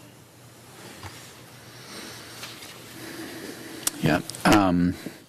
Just looking under the items under the current contract as compared to the new requirements, I'm going to ask you to, so previously they're doing coring, aeration eight times a year? They cored once a year. Once a year. And they sliced it 8. Okay, so 8, what does the 8 times mean? Eight times, once a month, basically. They were short of, they did it 10 times out of the year. So once a month, they'd go through with it's a machine that has knives on it that just rips into the grass. It just opens the soil up. Okay, that's the same concept as the coring. It's just a different technique of doing the same. Coring just takes out the plugs and, yes. And then right, but the purpose is the same thing. Right. Just, way to design. But more my question is it says under current contract, sports turf 8 times. No, there it is. Right. 8 times or 8x with coring times. So does that mean, what does the 8x mean? 8 times a year. 8 times a year. Okay, that's okay. So with the new one, you're basically replacing a lot of that with this other technique of the slicing. The coring, the consultant recommends more coring. So it's the method we're going more towards now. You don't have to do it all the way, but at least to get in there 3 times, he said. Okay, and with the, I think you the same subject. I think most of this question was answered, but just to clarify for me that the fertigation unit that we install is actually the chemicals are brought to us by a contracted company, yes, and now that system obviously needs some level of maintenance. Whose responsibility will that be? I'm not. Brandon might know some, but they'll come out probably once a month or once every 2 months. They'll fill it. Once we figure out how much you're going to use per month. They'll come out if we needed it. We can hear you, but other people may not. Yeah. As far as the fertigation goes, Nutrien will come out and they will help us calibrate it. That'll be part of the soil analysis. So when we get those analysis in, they can come in and they can adjust our meters. There is light levels of maintenance to the pumps. They're very minimal. They recommend replacing a diaphragm on each pump about once a year. Again, it just depends on use. But there's not a whole lot of parts inside of those pumps to maintain. Okay, so all of that stuff is really outside of this RFP. All that is going to be done by our staff working with the vendor for the fertigation. Correct. Machines. The maintenance will be done by us once a year or as needed, and then anytime that there's calibration to the equipment, we can call out Nutrien, which is the fertilizer supplier. Okay, and then as Director Mischler is asking about my understanding when we first talked about putting this unit in was that this was not all of the fertilization chemicals that go on the grass that may cut down or the necessity of applying topical, but we still need to do that on occasion. They might have to put down a different weed killer. There's 2 locations for the tanks. We had a 500-gallon fertilized tank, and then we'll probably have there will be 500 tanks, so we can put in a pre-emergent. Pre-emergent is one, and they'll keep the weeds from coming up, and then that's their job. We could put not a weed killer in there, but we don't want to do that because it'll kill the plants in the flower beds and all. So there's certain things they'll still have to spray, and there's things that they won't. If we need a different kind of chemical, we can add that to that tank. So the one tank's going to be always going. The other one's a backup for if something else we need to add. So it's easier to install it now, and then it's there when we need it. Because more than likely we'll be using it regularly. And my last question, there's a lot of questions about trash, and it's been brought up that I think this has come about because there's been some conflict about when tournaments and events go on, and the entity putting the tournament or event on says that they picked up all the trash, and you guys go out and look and there's trash on the ground. And so the question is did birds pick it up and throw it all over the place, or did people throw it all over the place? And I'm just wondering whether maybe we ought to be looking at some sort of trash cans that have covers on them that would prevent birds from getting in there and throw it. If there's trash on the ground by the trash cans, we can blame it on the birds more likely.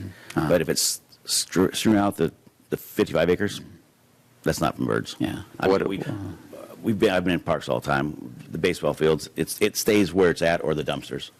And truthfully, we don't have a lot of seagulls out at PV fields. We got those other little birds with long beaks. I mean, I've been walking the field the last 3 days, and they're out there. But what about some sort of trash cans that either have a top on them, or putting trash cans under some sort of You can look covering into that most definitely. Past history, they don't get used. They get thrown on the ground. People don't want to touch them. Just past history, been out here for 24 years, though. Okay. But if they were placed under some sort of covering that a bird would be less likely to fly under, actually rather than actually a top. Yeah, on but top. the trash cans we're talking about are the ones in the field, so we can't really cover them out there. Okay. All right. Okay. Thank you. Director Malloy? Well, as you know, I have my name on the documents to pay to build this place, so I've been involved in this project literally from the very beginning. Yep. And I really like the way you guys have stayed on this to keep it the great place that it is. Thank you. And it shows in the tweaks in the contract here.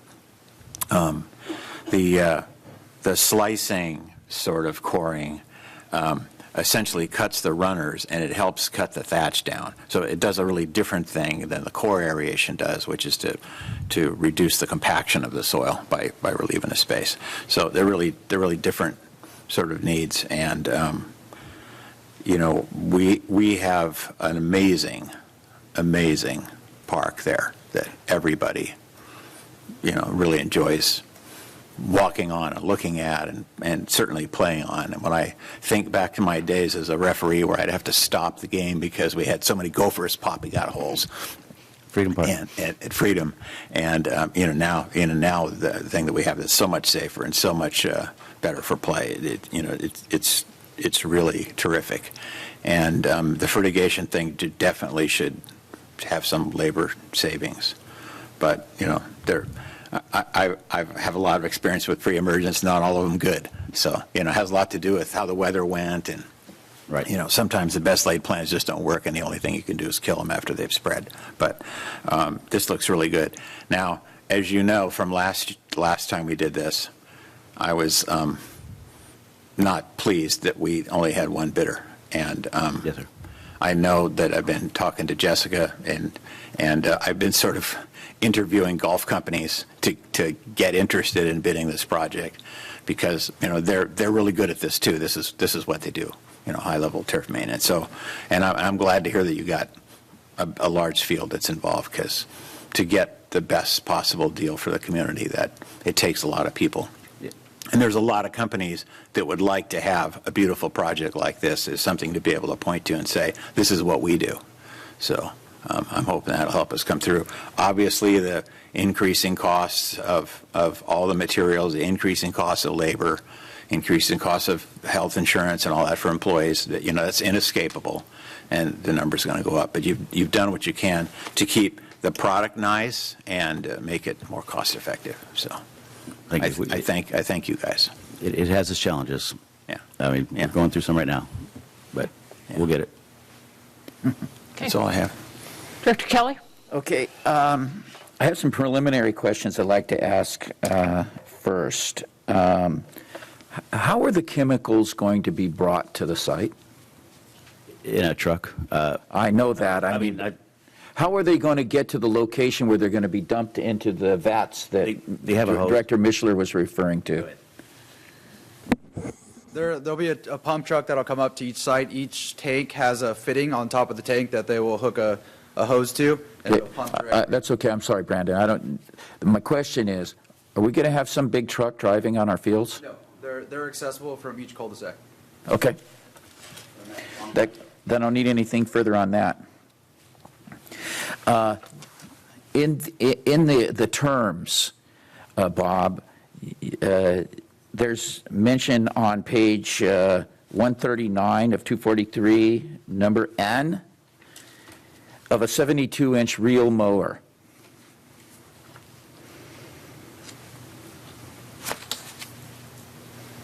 Right. Okay, what is that mower going to be used for? The sports turf. The actual turf? Yes. Because I noticed someplace else in the agreement, it mentions a reel mower for the non-turf. Yes. But it doesn't say anything about the sports turf. It could be in the, I believe I have it in there somewhere.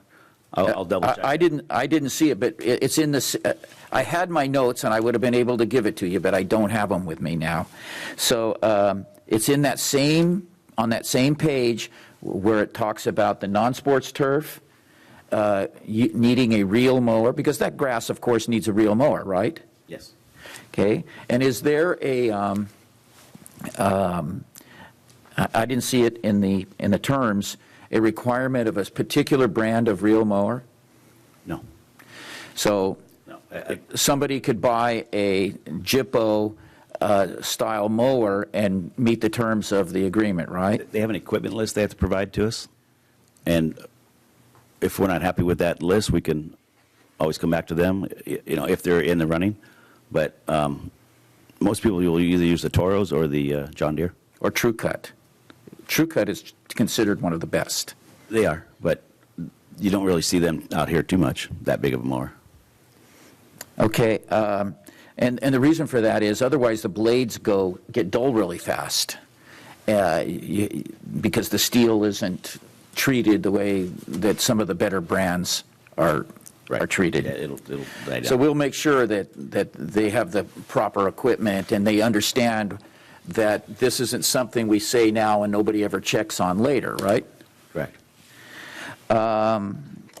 The chemicals that we are now putting, this is a little bit off subject, but the chemicals we're going to put on the surface out there, Brandon, are those I'm assuming this is done, but I don't know that it's done. Are the chemicals going to be matched to the soil analysis? Yes. Okay, so the fact that we've had 8 feet of topsoil scraped off of it and we're down to clay, that's being taken into consideration because we've done an analysis and they've come up with a formula to make sure that it works for us, right? Yes, that's why it's in there. They do it twice a year, soil samples, so we can see what's in it, exactly what we need to offset the reclaimed water, the clay, the salts. So that's why it is in there now. That hasn't been in there in the past, which is why it's now in there, and we've asked, they'll have to bid it out, so it's twice a year. Well, I noticed how comprehensive the terms are here, but there may be a little tweaking that they need. Who presently checks the sprinkler coverage right now? Brightview does. Okay. Does anybody ever check to make sure they do it? Yes. Yes. We've been walking. Brandon's been walking that park every week, once a week, unless he was on vacation or off. Well, I've noticed some areas out there where it's green around the sprinkler head and not green further out. We've been addressing that issue. All right.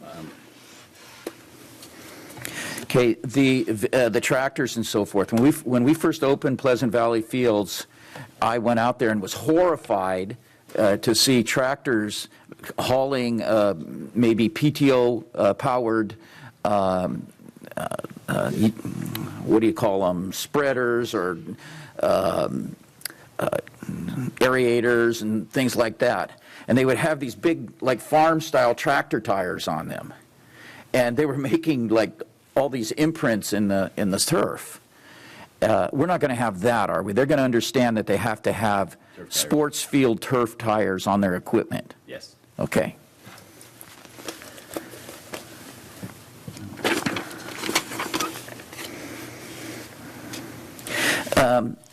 I noticed in section, I'm doing a lot of this from memory, 318, additional services, and then right after that it is special requirements and then deficiencies, and I'm referring specifically to page 141. Thank you. Are you at the top or the bottom? It's like around D. It's what's not there, actually, that the question's about.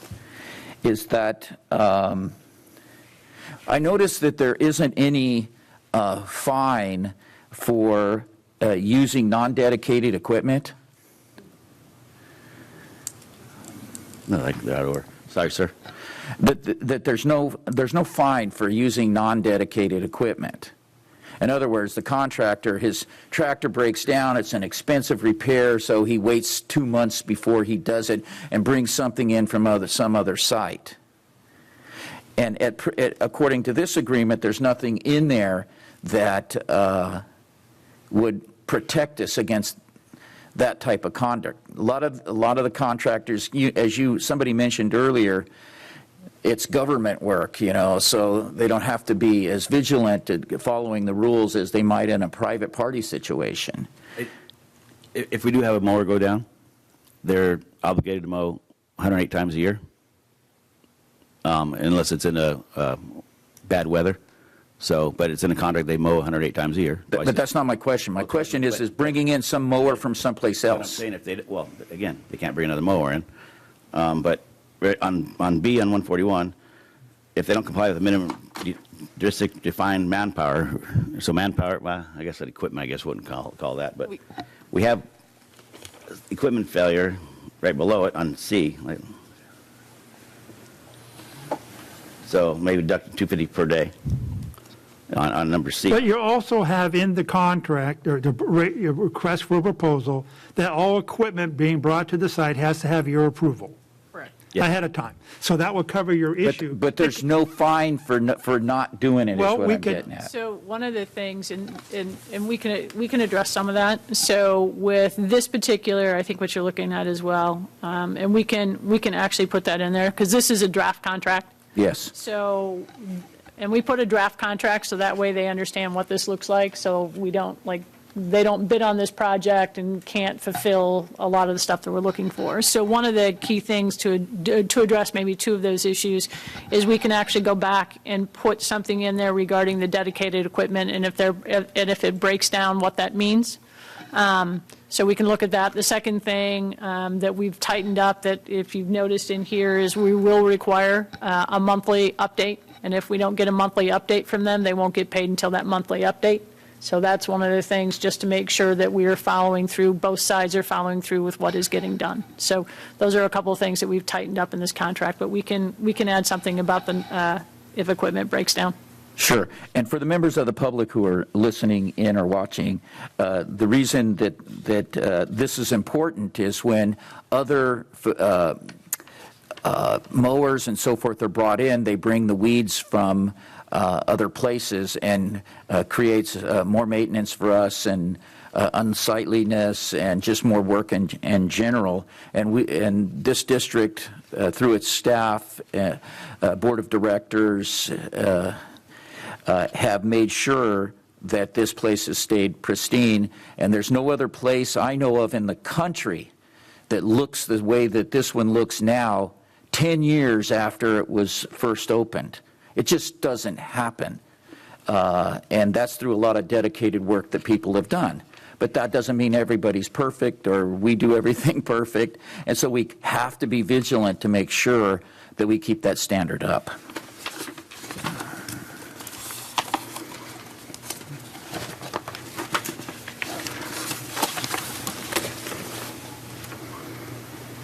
Okay, 3.7. insecticide specifications. What page, sir? Oh, I'm sorry, 134.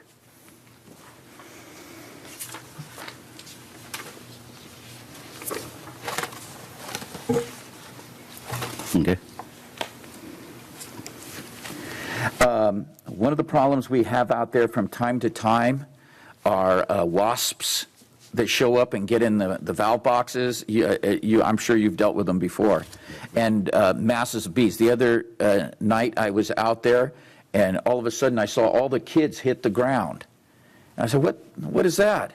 And there were this huge swarm of bees or whatever flying about 3 feet off the ground in a big, huge swarm.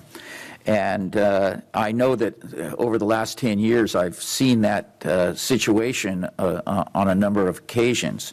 So I don't think it's that big of a deal, to tell you the truth. However, it's not covered in the agreement here.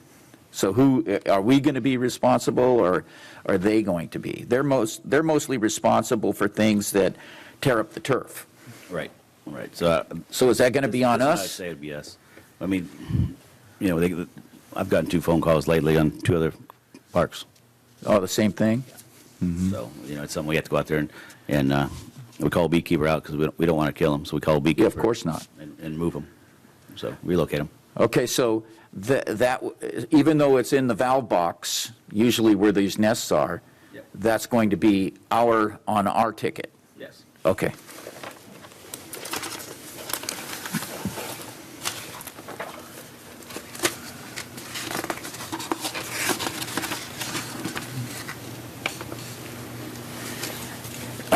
This is just a point of inquiry. 133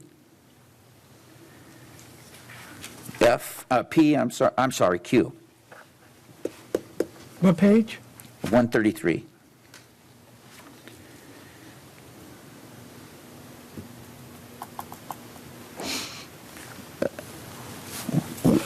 Why is the word PTO in there? It's a better driven. It forces that tool to rotate and do its job. Where if you just drive with a knife per se, it doesn't really do as good. It doesn't have that power to push it. You're talking about penetration. Yes. So this allows better penetration into the soil. Yeah. The PTO allows more power, more penetration into the soil. Because you're coming directly from the transmission of the vehicle. Right. Right. Okay. S, same page.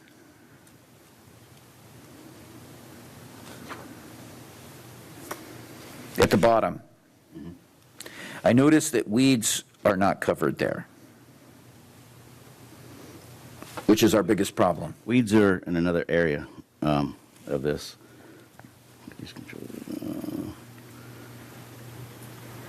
Weeds are on page 135. Disease control. We have a program for POA. Horseweed, crabgrass, fungus, root fungus.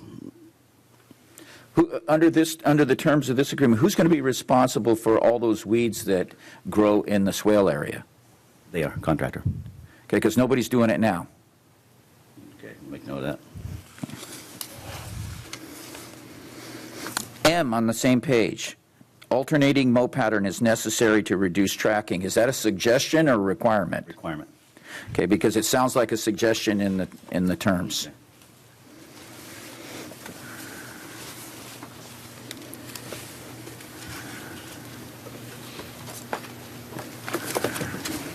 Can I do an add-on? I'm almost done.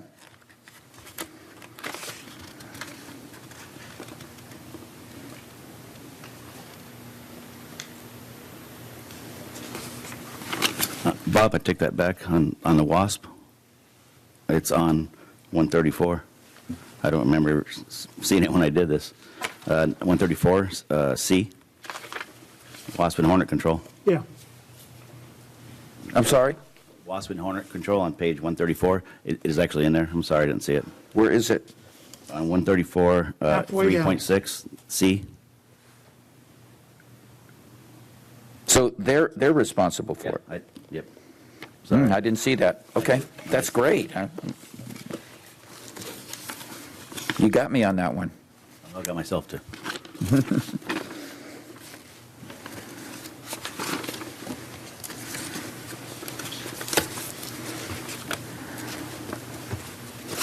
That's all I have for right now. Yeah, hi. Thank you, Bob. I just want to make a comment for everybody who may be watching this about, we're talking about PV fields and all the soil and stuff. For people who were not here back in 2008 through 2010, the history of this is background information, is important to know. The city, even though the site was dedicated to be transferred to our Rec and Park District, the city had control of it. And the city also controlled all the grading and everything being done out there. And then after they did all the grading and everything else, then it was transferred over to Rec and Park for us to go ahead and complete and build this. What people maybe, or when I've talked to people, some people are very confused. We do not, it's important to understand, we do not have native soil at Pleasant Valley Fields. Pleasant Valley Fields, this whole area, the farmland and everything, we have in ag soils go from class 1 through class 10. Class 1 is the highest, class 10 is the worst. Most of the soils around Camarillo are 1 and 2, sometimes 3. So we have very excellent soils. People often believe that the soil out there is this class 1 or 2, top of the line. What happened during construction, when the city had control of this property, the construction developer people stripped all the topsoil. They went down almost 20 feet out. Some places went down 15, 20 feet. They took all that topsoil out and used it for all the housing construction. There was a big hole in the ground. When the city had to fill that back up and bring it back up to grade before handing it over to us, they just went out and they took the cheapest bid, and we have about 15, 20 feet of dirt that was in rock that was hauled down here from Thousand Oaks. Thousand Oaks does not have any soil, basically. It's just raw dirt and rock that was brought in there and dumped and compacted. So the grass that we have growing out there has essentially almost no native soil. And we laid down sod. So the soil started off with a ½ inch of soil out there on top of this dirt and rock. So a lot of the problems that we have in trying to keep this thing and keep the grass up and going is because it's hard for the grass roots to go down into the rock and the bad dirt down there. So part of the process is we're trying to put chemicals to try to help convert the dirt to soil. But this takes many, many, many years, and we're making some headway on it. But that's one of the big problems we have out there, that a lot of the people are confused, and they think, oh my gosh, why can't we use this? That grass out there is still good today, like Bob said, 10 years later. But it's only because you have to give it time to rest and recover. If you go up to Wood Creek Park next to Terra Linda School up there by Mission Oaks, that is native soil with anything that grows that's green.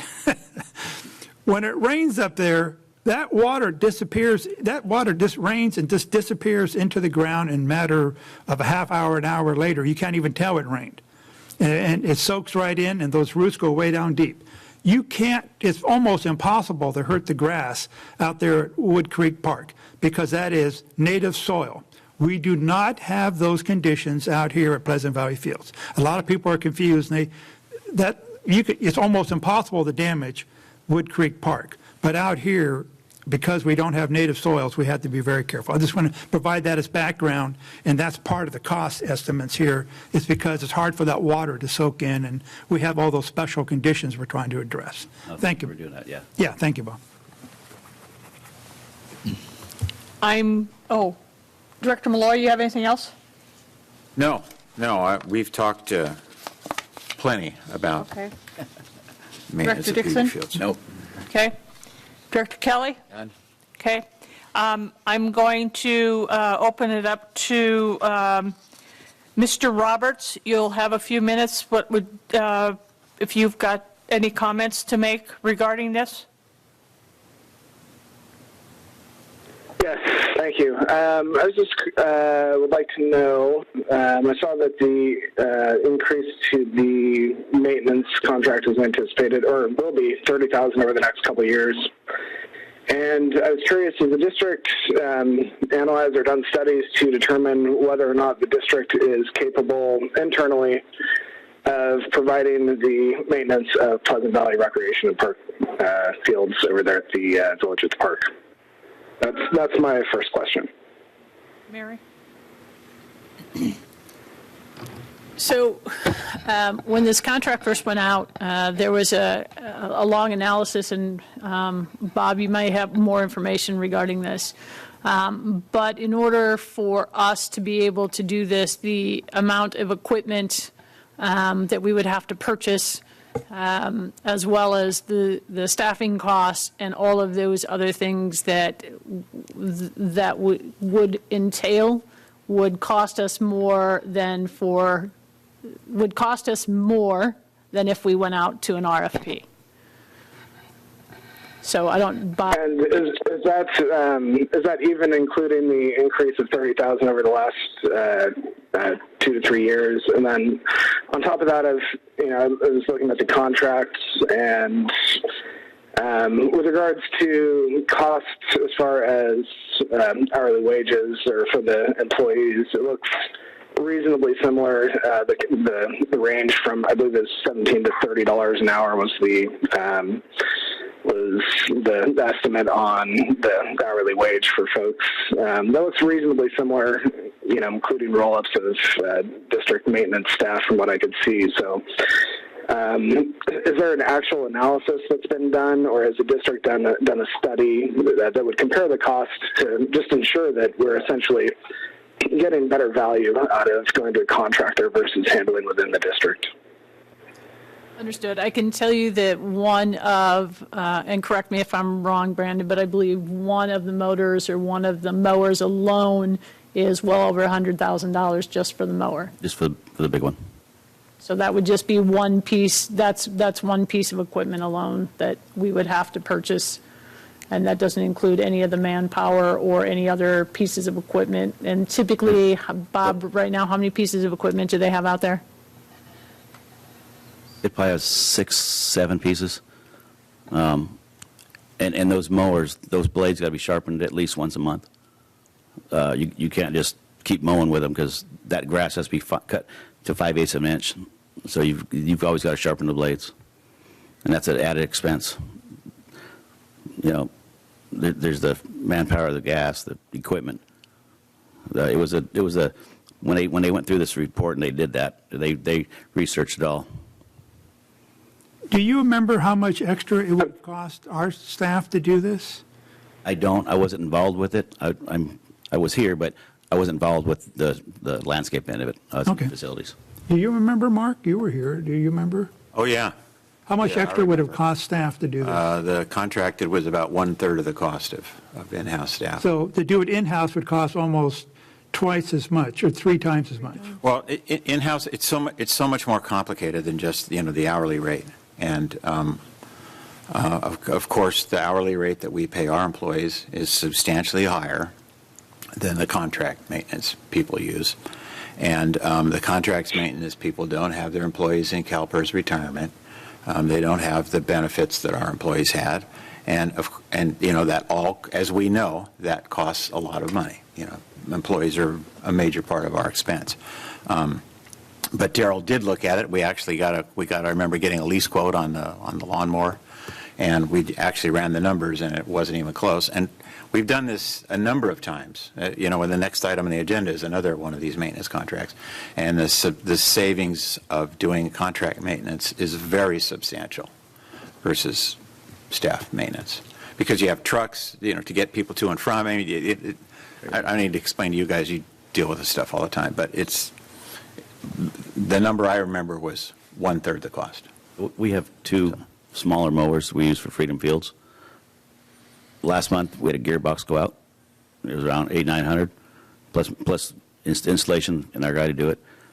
I had yesterday, I talked to Mary. I'll be spending about $2,000-1,500 for the other gearbox, drive shaft. It's those added costs that we don't see that we'll come get them, which people don't realize. Yeah, I thank you for that. I understand capital expenditures and maintenance and all of that. I'd like to know when the last study was actually done, because it doesn't seem like, you guys can recall when the last one was, and that's fine, but I just want to know when the actual last study was, and if it makes sense now, because if the contractor is increasing their cost by $30,000 over the last couple of years, then it might be worth revisiting and doing an actual study on. So when was the last study actually done? Probably 2010, 12. So it's about almost a decade ago, possibly. We'd probably have to get back Okay. on that. I don't have an exact. That's fine. That's okay. We can follow up on that. One of the things that was mentioned while discussing the item was about whether the contractors would pick up trash at tournaments, and I just want to state that as a taxpaying citizen and as a resident, I don't think that I'd like to see us spend any additional cost in the contract for our contract to maintain the Pleasant Valley Fields to pick up that trash, because those tournaments are largely they're held by our district, or they're held by CSOs, and our community participates in them, but to a large extent they're out of town folks, and I've participated in those before because we've gone to other cities for tournaments as well, and we pay fees. So I just want to make sure that we're not basically bearing the cost of these tournaments coming to host on our fields any more than is necessary. I'd like to see the cost of cleaning up the trash generated by the tournament handled by those either the CSOs or the agencies that hold the tournaments, or the volunteers who participate in the tournaments. I'd like to see the cost for cleanup of their trash borne by them, not necessarily by the citizens of Camarillo, who are subsidizing these organizations to come in, because I don't want to spend an extra amount of money in order for them to come to our city, utilize our fields, and then leave a bunch of trash all over the field for us to clean up. So I just want to make sure that whatever contract is generated or whatever contract is signed, we're not bearing additional costs due to folks who are coming in from outside the city utilizing our fields. So that's a statement. And then on top of that, with regards, I know I might not have time for this from earlier, but I fully support the staff's recommendation for Santa driving around. I live in Torrance, and in Torrance, the Torrance Police Department and the City of Torrance drove around doing Santa, and it was magical for my young daughter. And everyone in the community loved it, so I fully support moving forward with the staff plan for Santa that they've come up with the city. And that's all I have to say with item 8C. Thank you. Thank you. Anybody else have a comment? Okay. Do I have a motion? Yes, I'll make a motion to approve the request for proposal specifications for the maintenance of Pleasant Valley Field Sport Complex landscaping. Second. Director Mishler? Aye. Director Malloy? Aye. Director Kelly? Aye. Director Dixon? Aye. Chair Magner? Aye. Okay. Thank you. We will move on to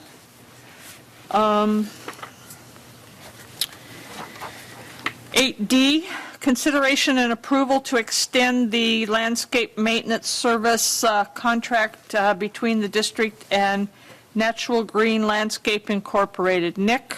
Good evening, Chair Magner, members of the board. Nick Marienthal, Park Supervisor, and tonight I am here to ask for a 2-year extension with Natural Green Landscape. So currently the district has a maintenance contract that requires a contractor to maintain trees, turf, trash, and clean our walkways, mow, blow. This service is provided Monday through Friday at 25 of our sites, and this contractor, is also takes care of all of our herbicide throughout those parks. District's been utilizing contracts since 2008. We've been with Natural Green going on 3 years here, coming up real quick. And this current contract allows for two-year extensions, and we are trying to exercise one of those extensions tonight. By utilizing contract services, it has allowed district to do some of our bigger projects, some which have been the Springville Dog Park renovation, Charter Oak Windrow irrigation, the community center marquee, which was just completed, which staff did an excellent job on, the interior and exterior restrooms at the community center, and the latest PV field fertilizer injectors, which we were just speaking of.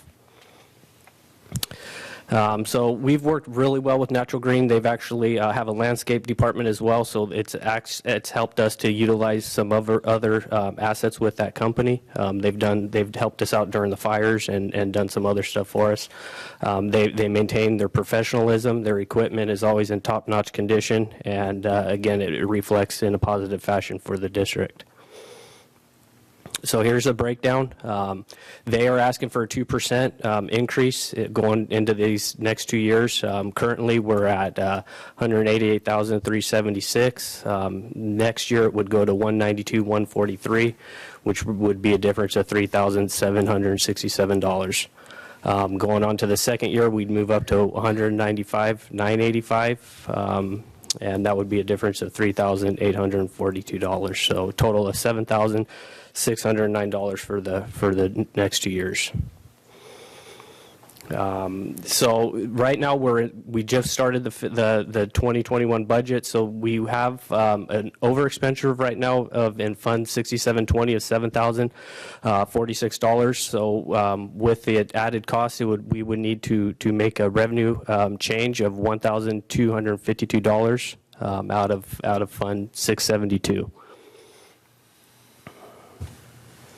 And it is recommended that the board approve the extension for the landscape maintenance service between the district and Natural Green Landscape.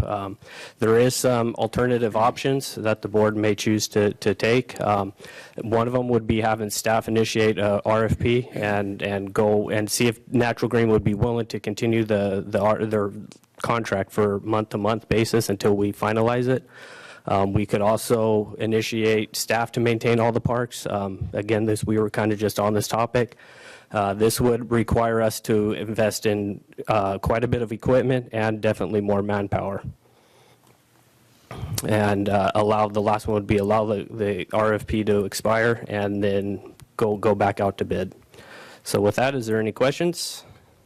Director Kelly? None. Director Mull? I thought I read in here that you talked or you did a rough survey with what current prices are and stuff. Did you want to, I thought I read that in our handout, but you didn't cover it here. Not on this one. Oh, not on this one? Okay. So you don't have, I'm just curious I'm just curious what's going on with other organizations, the city or somebody else, what they're doing. Okay. I'm just wondering. Thanks. Director Dixon? Is there any reason for you to think that if we went out for an RFP that we would end up better off than where we are? Or? You know, it's really hard to tell. It's hard to say. They came in really low, and they are only asking for 2%. If you remember last time we went out to bid with an RFP, it was all 5%, 7% each year. Mm-hmm. I think what they're asking for is fair, in my opinion. Yeah. And again, it's, you know, you can't always put a price on the quality of work. They go above and beyond. We've had a few issues with them in the very beginning. We worked through the kinks.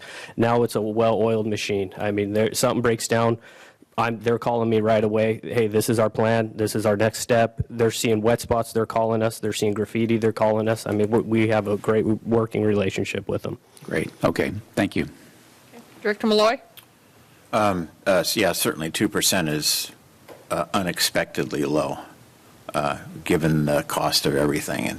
And I mean, look at what our costs are doing, you know, to operate under this time. And sometimes fixing things that's not broken doesn't make much sense. If there's a substantial incentive, I'd be happy to spend your time to figure it out, but it doesn't appear to me that that's at all likely.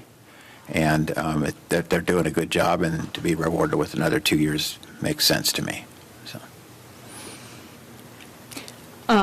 I would be concerned if we would go back out with an RFP because they may just decide the opposite and come back in much higher. And as I recall, they were much lower than everybody else was. Correct. The last time. They were. And I'm not sure that And I believe our biggest, I think we, if I'm not mistaken, we had in our previous RFP 3 years ago, we had, again, 7%, each year was 7%. Oh, yes, yes. 8%, so by far. And again, their quality of work speaks for itself. Well, I remember one, I think, had double digits, so. Yeah. Yeah, so as I remember, they were very good, and I know we had kinks with them to begin with, but everything I've heard since is it's been really well, so. Any of the other directors have any other comments? Okay. Mr. Roberts, you've got 3 minutes. 3 minutes. Okay. Here we go. I was going to say, has the district done any analysis on how much this would cost for the district to provide services for? And if so, when was the last time they did that study? Should I keep going with my questions, or am I going to? Is your answer going to cut into my time? Go ahead with your questions, and then we'll respond. Okay, great. So basically, when was the last study done on when the district would, or if the district would be able to provide the services, how much it'd be? 2, we're going through a financial crisis right now from COVID, and I would imagine that things would be very competitive and people would be willing to make competitive bids if it went out for a request for proposal. I understand that staying with someone who works well with the district and who's provided a good service in the past is also a very good move as well, but I think due consideration should be given to the current situation where people might be willing to meet or go below the current amount that we pay. I also read that the change in contract with this would mean that excess funds would only be $1,252 for the district. So would changing the contract or extending the contract be worth only having $1,200 in reserves for the district? And then in addition to that, I wanted to ask, I missed out on the warming kitchen or the warming stove versus a normal stove, and I was picking up my daughter, so if someone could just mention the difference to me for that previous item, I'd appreciate it, or email me further with an explanation of that. Thank you. Okay. Couple things. I'll get back to you, one, on the warming, since that item is done, but I can get back to you on that. So there's probably a couple of things. When we initially went out, there was an analysis done. Before we went back out to this, we did some rough analysis, what it would cost us to have mowers, more staff, and other equipment that was attached to this. So there was a rough estimate about 3 years ago, right before we went out to do this. It wasn't a full analysis, but when we started looking at it, we did at least a preliminary look, and it would have cost us more. We also have to remember that a couple things that have happened in the last 3 or 4 years is we've had prevailing wage that has now come into this. So even having prevailing wage and only going up each year by about 2,000. So I think there is, just to make sure, the fiscal impact, need to probably backtrack on that. So at this time in the assessment district, we had an excess revenue of $7,046. So with the change in the contract for this fiscal year, that means that we would need to reallocate $1,252 to that line item, which still gives us change in revenue over expenses. We'd still have $57.94 in excess in that. So I think there was a little confusion. So just to straighten that out, Mr. Roberts, it's still a $57.94 based on this information. So I think I hit those. Yep. I think I hit the 2, and then, like I said, I'll get back to you regarding the warming kitchen on the other item. Okay. All right. Ms. Director. Thank you. I appreciate that. Thank you for clearing that up. Okay, well, let me just, you also mentioned, and thank you for the questions, you also mentioned the COVID issue with maybe being lower costs right now and stuff. My next door neighbor is a professional landscaper. He's been in the business, almost 30 years. And he is more busy now than ever with the COVID issue going on, pandemic. Everybody's at home. Everybody wants something done. They're all trying to fix up their houses. They're all trying to build swimming pools. They're all wanting this work and that work. He is completely swamped. He has at least 2 orders for putting in proposals to build swimming pools every single week. He is completely swamped under. He's trying to hire people. He can't find people to hire. He's stacked up. So I'm just saying with the COVID, some businesses are completely been hit hard in retail or whatever, and they're going way down. But on the landscape side of the business, that business just shot through the roof. And the prices are going up through the roof. They're not going down. I just want to say that's from my experience on that. Thank you. All right. Okay. Do I have a motion? I'll move that the board approve the extension of the landscape maintenance services contract between the district and Natural Green Landscape. Okay. For 2 years? For 2 years. 2 years? Okay. Mike? I'll second. Karen, please. Director Malloy. Aye. Thank you. Director Mishler. Aye. Director Kelly. Director Dixon. Aye. Chair Magner. Aye. Okay. That'll take care of that. We'll move on to 9. I don't have a chair report tonight. I'm going to go direct because I've got to, I want to cover some other things under the California Special Districts Association. And I don't know if Mary's going to do the ledge report now or she'll do it later. But I'm going to have her, as I'm talking, oh, she's pulled it up already. Okay. All right. Can you go to page 2 first? I'm going to go backwards. I think if you've been with us in the past, I think you've heard me talk, and I think all of the directors and staff talk about CSDA, which is the acronym for California Special Districts Association.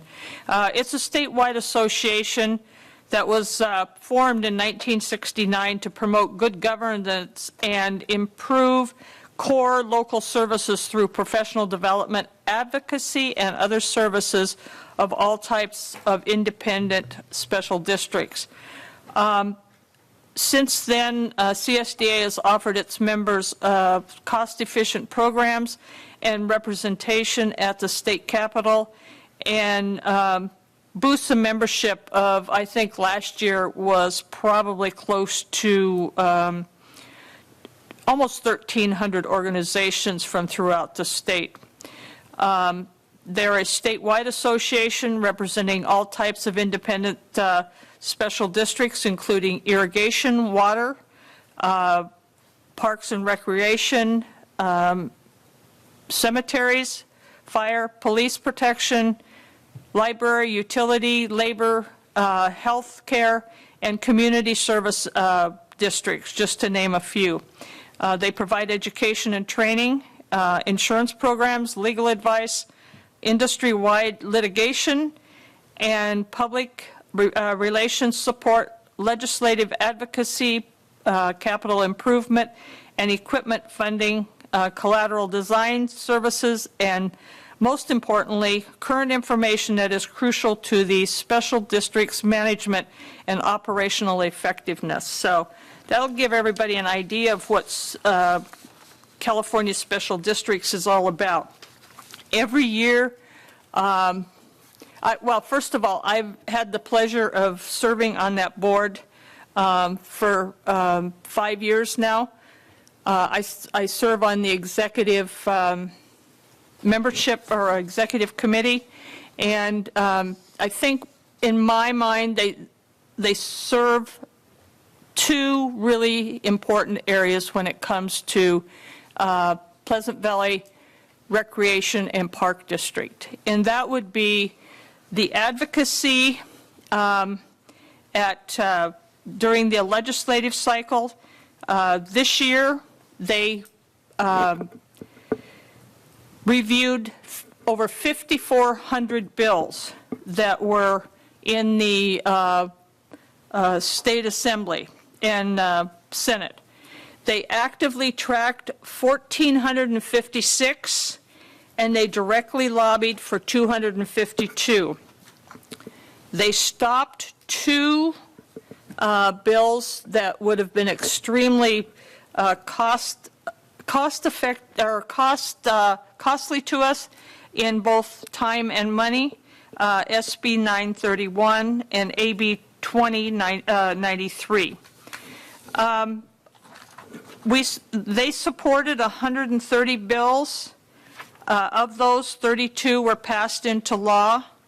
5 were amended to remove our support, and then 75 of them failed to pass. Now, keep in mind, the ones that I'm going to say failed to pass, in the state of California, they can be 2-year bills and they can come back up.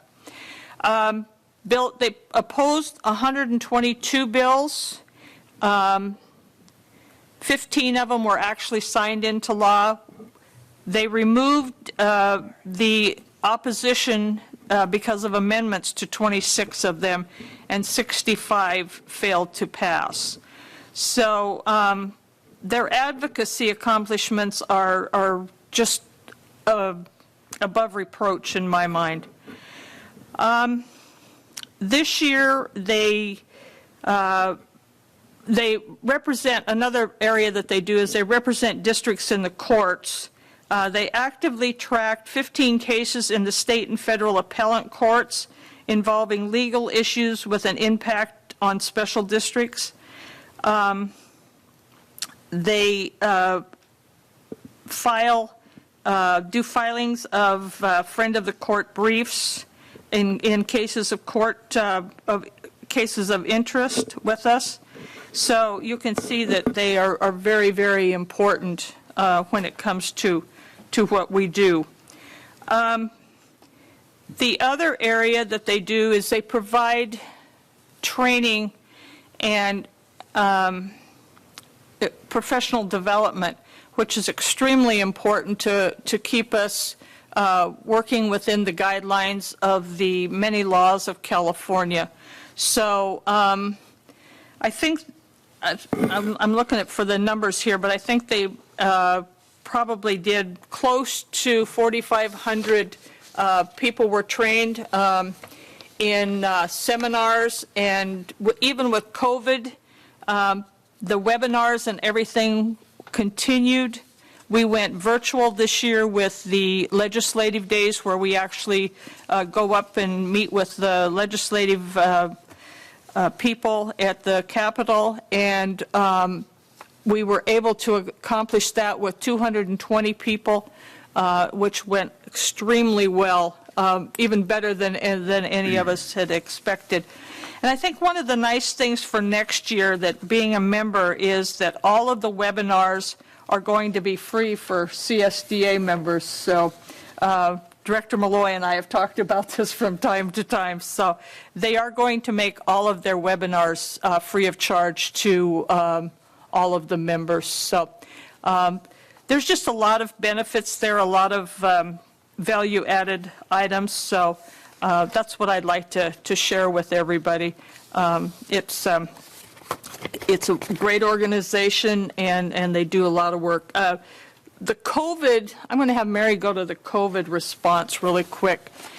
They, back 3 years ago, they do really strong strategic planning.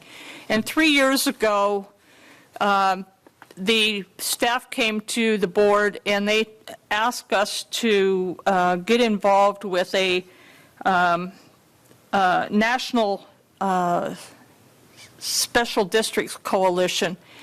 And the board kind of drug their feet, and they did it in steps. And so the staff started going to other state meetings in other states. And right now, we are work very, very closely with 7 or 8 other states, Indiana, Illinois, Oregon, Utah, Wyoming, Colorado, or just to name a few. But during COVID, our employees activated and led the coalition in coordinating the introduction of 2 special district-specific federal bills to provide districts with relief funding. And we were completely left out of the first 2 bills. And so there are bills both in the House and in the Senate that have bipartisan support right now. So they're working their way to move through the House and the Senate. So this should maybe help us. We'll hopefully maybe get some money from this. And they have provided, I think, webinars and everything on COVID on weekly basis and things, and they've really stayed on top of it, especially when it's come to the legal parts of it. So once again, they're worth a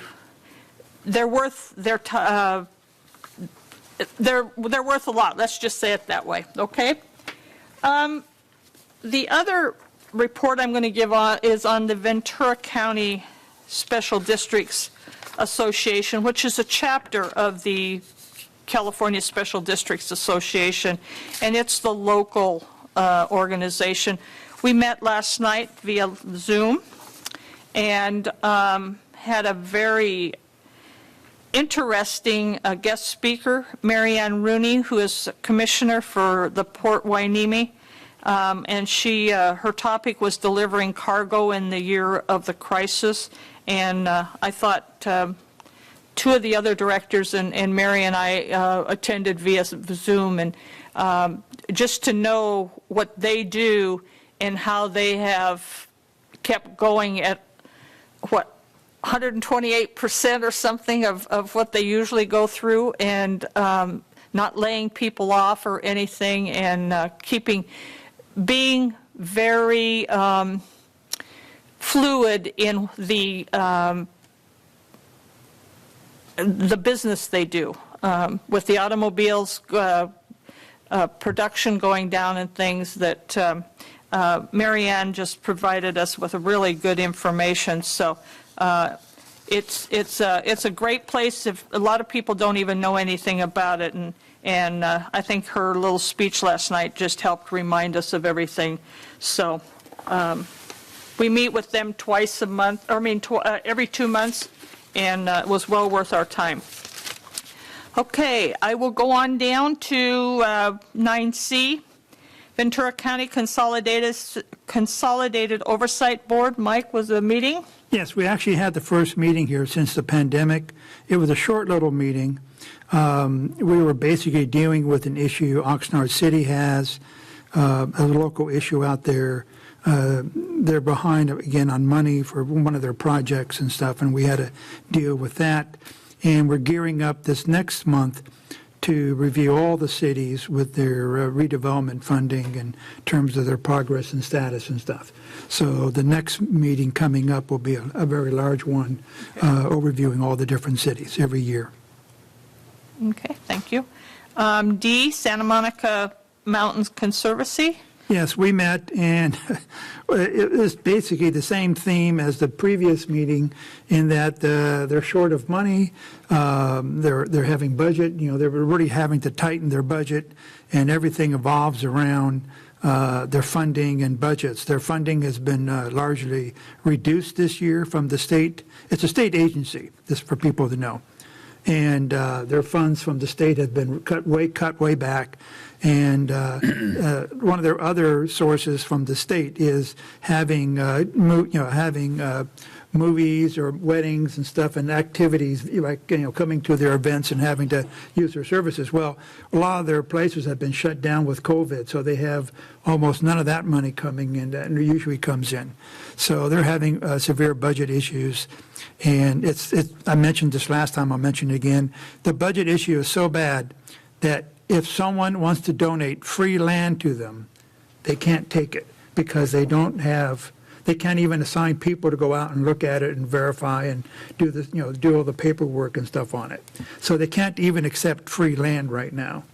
And at the meeting, there was a that came up during the meeting. Someone was actually trying to donate some free land, and the staff said, we can't take it. We don't have the funds and the money for the people to handle that. We just can't.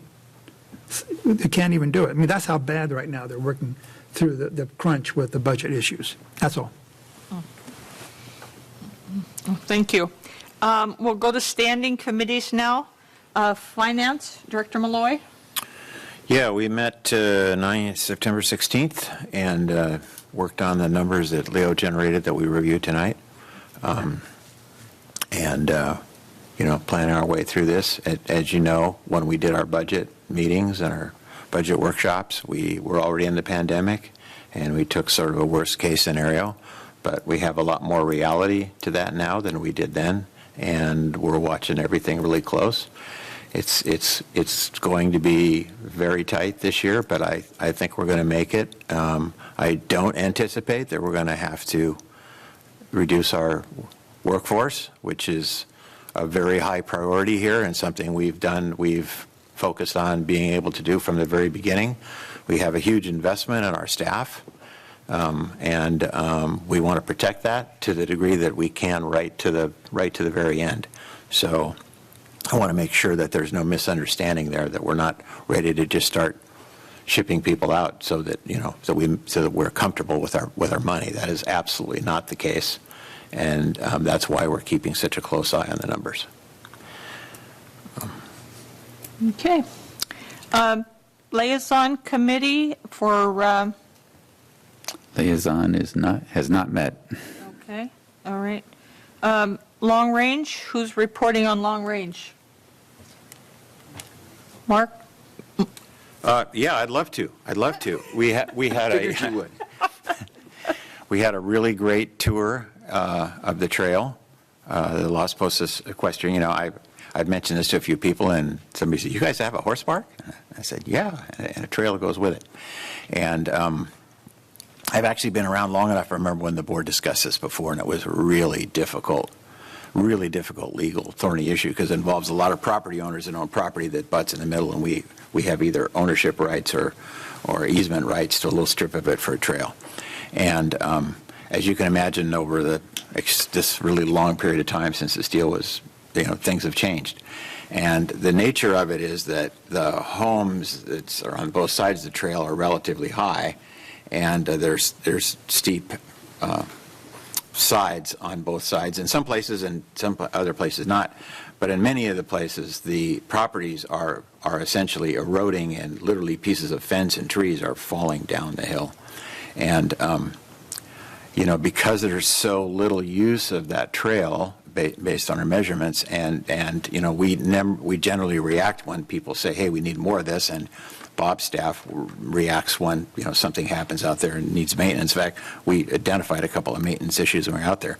But it was really great to get the members of the community to see what some of the challenges were, and the fact that we're working on this so early, because we literally have to get a bunch of property owners on board to make this thing happen. But there are challenges with the property that most people weren't aware of.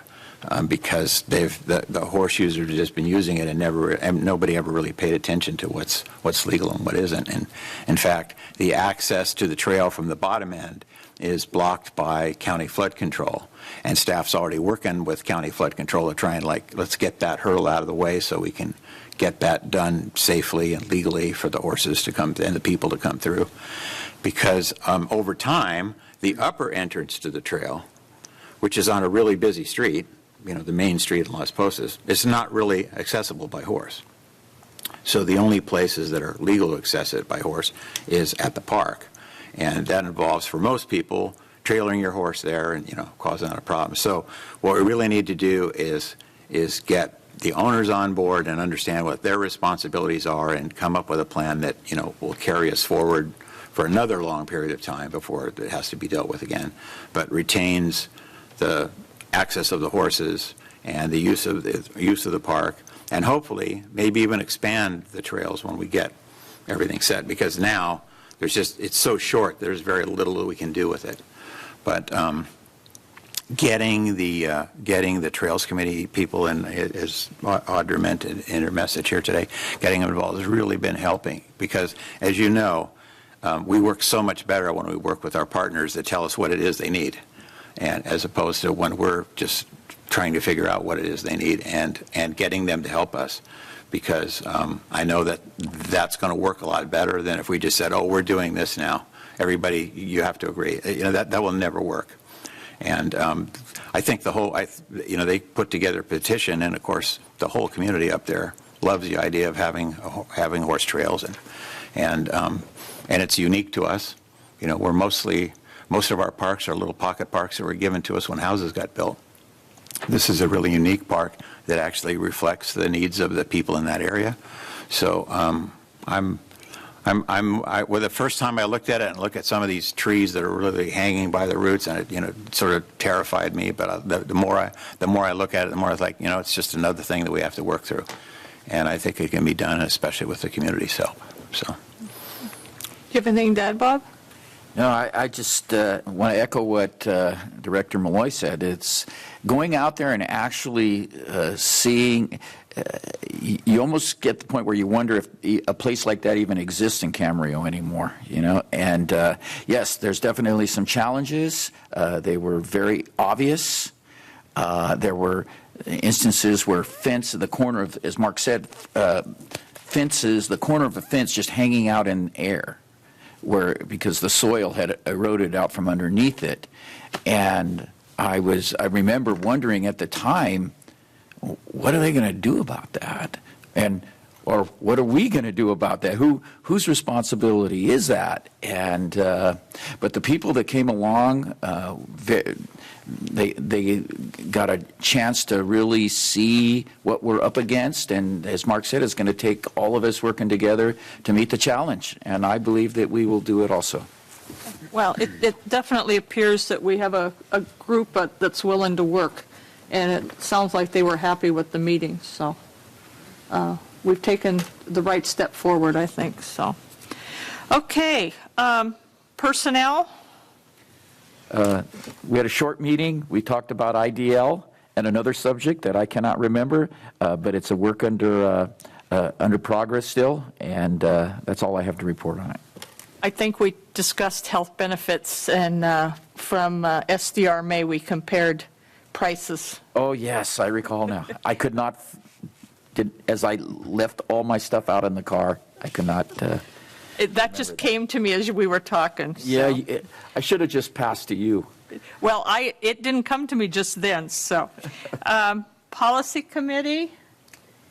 Policy Committee has been working all year on a tournament scheduling policy, and we're making 2 steps forward and 1 step back sometimes, but making progress on it, and we are meeting again later this month. Miracle League, Mr. Malloy. We didn't meet this month, did we? I can't remembering when the last time we met. Was it not this month? No, it's probably been about a month. They're looking, things are still moving forward. We're going back and forth right now. They're looking over the agreement that I sent. They're also looking over some other stuff, so it'll come back to committee once they're done looking through it, but it's still progressing. It's just taking a little bit more time. Is this more of a legal issue, the details? Yeah, so one of the things from the committee that we're working on last time was a construction agreement. So we started out with a construction agreement, have sent that over to them. They've sent some stuff back. I've sent stuff back over, so it's still going back and forth. And they wanted to start to look at potentially maintenance and use. So I sent them they want to do it all at once. So if that's what they want to do, I gave them a bunch of samples. They wanted to start working on that, so that could help them keep some of the costs down for attorney fees. So that's where it's at. It's just going back and forth, and it's taking a little bit longer. They've actually retained an attorney right now, so I think that's helping as well. So. Okay. All right. Nexus study. Waiting for that to come back. Okay, I was going to say, we're waiting for that. For a draft. Okay. Yep. All right.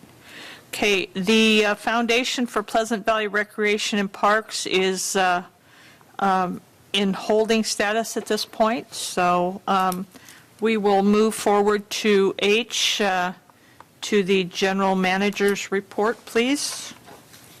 All right, let me see if I can get all my documents that need to go over. So just a quick update, I think I mentioned this last time, but we'll have the second phase of the audit, which will be coming. That'll be October 26th and 27th, so they'll be in the office going through all the stuff that they need to do. It was already brought up in the highlights, but we have the district, once again, will be a voting location for both vote in person, and then we'll have a mail drop box. Those hours have been extended, so the in-person voting location will be open for 4 days, starting October 31st through November 3rd. We'll be using room 7, so that way they have more space. If you remember in the past, they've used the conference room, so due to COVID, they just need more space. So speaking of COVID, in the ever-changing world, some new updates. If you haven't seen, Ventura County has now moved from the purple to the red tier. So that allows us to move fitness classes indoors with 10% capacity and 12 feet social distancing. So that means some of our senior fitness classes, we have a Tai Chi class, and then we have a jazzercise class, which is perfect timing because some of those classes aren't until like 5, 6 o'clock at night. So as it's starting to get a little darker, a little cooler, those can now move back inside. So we will have a lot of happy people with that. It also allows for ceremonial or places of worship to move indoors if they so choose, so long as they meet all the requirements. It's 25% capacity or 100 people, whichever is fewer. So I know we've reached out to both Journey and Faith Tabernacle, who rent our facilities, to see where they're at with that. So it'll be dependent on when they get information back and when they're ready. So one is meeting outside currently, and the other one is chosen to still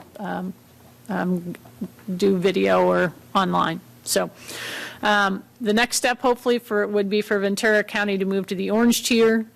What that means is on average we can't have any more than 36 new cases per day, which is a case rate of 5.5. So still right now we have 5.5. We have to get below 3.9 or below. Right now the positivity rate we have 3.6, which we're in the orange, and the healthy equity measure, which was added, is in the orange tier at 3.6. So we have to remain in the red tier for 2 weeks. If we can get the positivity case rate down, then there's a chance in 2 to 3 weeks that we could move into the orange. If we move into the orange, that does allow us to open back up the pool. I know Macy isn't here, but she would be jumping up and down if we're able to get that, and I know as well as the community. So they were really sad when we had to close that, but once again, that was due to COVID. So the next item is legislation. So there's new changes to the Family Rights Act, which will be sitting on a webinar on October 15th. There's I think last night with VCSDA, Elaine went over a few. I'll have more in depth for the November meeting. I'm sitting on a conference call tomorrow for CARPD, which is California Recreation and Parks, which will be going over all the specifics that affect park districts. So some of the legislation that Elaine Freeman went over yesterday dealt with water, all other kinds of things. So I'll have more of an in-depth of what and how it affects the district for the November board meeting. The last couple items that I have is, I think everybody knows about 2 years ago, we had a bunch of pickleball players that were in here wanting courts. If you have not heard, due to COVID, we've also seen an increase in pickleball players. So currently trying to work with them and look at what resources we may have out there. So I drove by last night after we got off our webinar, and there was probably 50 people waiting to play at Kildee. So we can come back with some pilots to look at. I know any of those might potentially cost some resources, money. So what staff can do is actually look at that and bring some back, or if the board so chose, if you wanted to do an ad hoc or something like that to look at some of these issues in a more controlled. So other than that, the last thing I have is that I was informed by the Camarillo Acorn yesterday, Monday. Pleasant Valley Recreation Park District received a California Voter Right Act violation from Mr. Schenkman on May 6th. So the Acorn had emailed and asked specifically regarding that subject. Specifically that subject, it has been in closed session. The district has been, just so everybody knows, the district had been considering moving to district for some time, but then hit pause when the pandemic struck, as they want the public to be able to fully participate. So currently there's a Governor Newsom proclaimed a state of emergency as a result of COVID. He also issued Executive Order N34-20 and N48-20. These orders suspended the timeframe for conducting public hearings required when a political subdivision changes from at-large method of election to district-based elections. These executive orders is to ensure the public has the ability to participate in the districting process. So as most of us know, if you've ever, and like what's happening tonight, trying to participate in a matter that's that important is really hard to do over a Zoom, over live stream. So the district put that on pause. Once the executive order has been rescinded, the district will agendize the item in order for the public to have a robust conversation. The second part of that, so everybody knows, is that Mr. Schenkman has since lost an appeals by the city of Santa Monica, and the appeals court ruling has indicated if it goes to the Supreme Court, and it could, and if it does go to the Supreme Court, and depending on the ruling comes out, it could affect future cases. So with that being said, everything has been put on pause, and if it is not taken up by the Supreme Court, the district will have to, once again, proceed with the districting process. If the court does decide to review it, a new set of rules could be put into place. So we're all still missing some key facts on both sides of that, which will be relevant as we move forward. So just so everybody knows, because I believe that article will be coming out on Friday, but that's where it's at. That's why the district put pause, and due to COVID and making sure that we could actually deal with issues, dealing with COVID, making sure that we could keep parks open, and all of those kinds of things. So just as an FYI, and I think with that, I think those are the updates that I have. Okay. You and I had talked about doing an ad hoc committee for the pickleball thing. I think maybe we should move forward with that. I think I've gotten 2 more emails today. One of them was from somebody who was one of those 50 people waiting to get on the court last night. So I think we probably need to move forward so that it can look like we are going to deal with it, because I think pickleball is here to stay, and I'm happy it is, and I'll get my other knee fixed so that I can play. And Director Dixon and I will be on that committee. Okay? Neil, does that mean you're going to go out there and hit the ball and play, and so you can get firsthand experience? I might. I actually have never played. So we'll do that, and Mary, you can time when you have time. We've got other things on our plate right now, I understand. So, but at least we can assure the public that we're conscious of what they have a need, and we're willing to deal with it. So, or look into it at least and see what options we have and move forward. So, okay. We will go to oral communications now. Director Kelly, would you like to? Yeah, I just have a couple of quick items. I'm not going to keep everybody here forever. Okay. You know, it's already been a long meeting. First of all, the other night, and I've touched on this subject before, it's dear to my heart because I know eventually something really bad is going to happen. And that is, I was driving down Ponderosa Avenue going east the other night, and there was a bicyclist in the bike lane, and I don't know if it was a big pickup, like a 250 or 350 or something like that, all raised up. And the person on the bike kind of had a little bit of loss of balance or was trying to do something else, or I'm not quite sure what he was doing, but he took a quick little left-hand turn and ended up in the it doesn't take much. It only takes like about a foot. And the truck, I was sure the truck was going to hit the guy, but at the last second, the guy in the truck veered away and just missed him.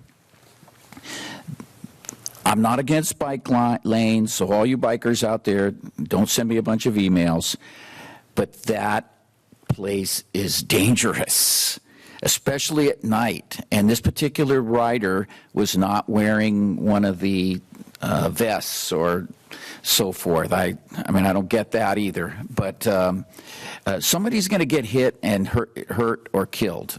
And the city needs to pay attention to this.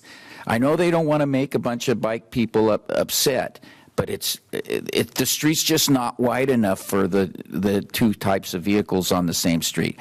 There are other places in Camarillo that are equally as bad. They need to do an assessment to make sure that the bike riders, as well as who wants to be in the car when a guy veers out and it's only a foot and hits the mirror on your truck or something? You don't want to be that guy. Believe me, you'll have a lot of trouble for a number of years. So I'm urging the city, please do a study or something and take care of that problem. Next, this is an old issue. It's recited every single meeting that we have by the chair, and sometimes it's done so often that people don't really remember it. And that is that when you are allowed to speak during the oral communication period, those items are non-agendized. They're not on our agenda. If they were on the agenda, it'd be placed. Your ability to speak to us would be placed and called when the agenda item came up, and you would be able to allow questions, and we could converse back and forth and so forth. During the oral communication, I can't say never. I mean, there are certain small instances where a board member might say something to correct an error or something, or give direction, but we are generally not allowed to discuss non-agendized items. When the public has an opportunity to speak at that time, they can bring up their issue so that we are aware of it. And if it is determined that that issue warrants coming on our agenda, it will be placed on the agenda. Secondary to that, you can always call the district, and you can always get a live body to talk to about your issue. Maybe fight for it, push it to get on the agenda, do whatever you need to do. It may take a little work, but when we don't respond back, it's not because we don't want to. Believe me, I'm sure there's some members of this board as it sits here tonight that would like to respond when people make comments that are either inaccurate or personal or what have you.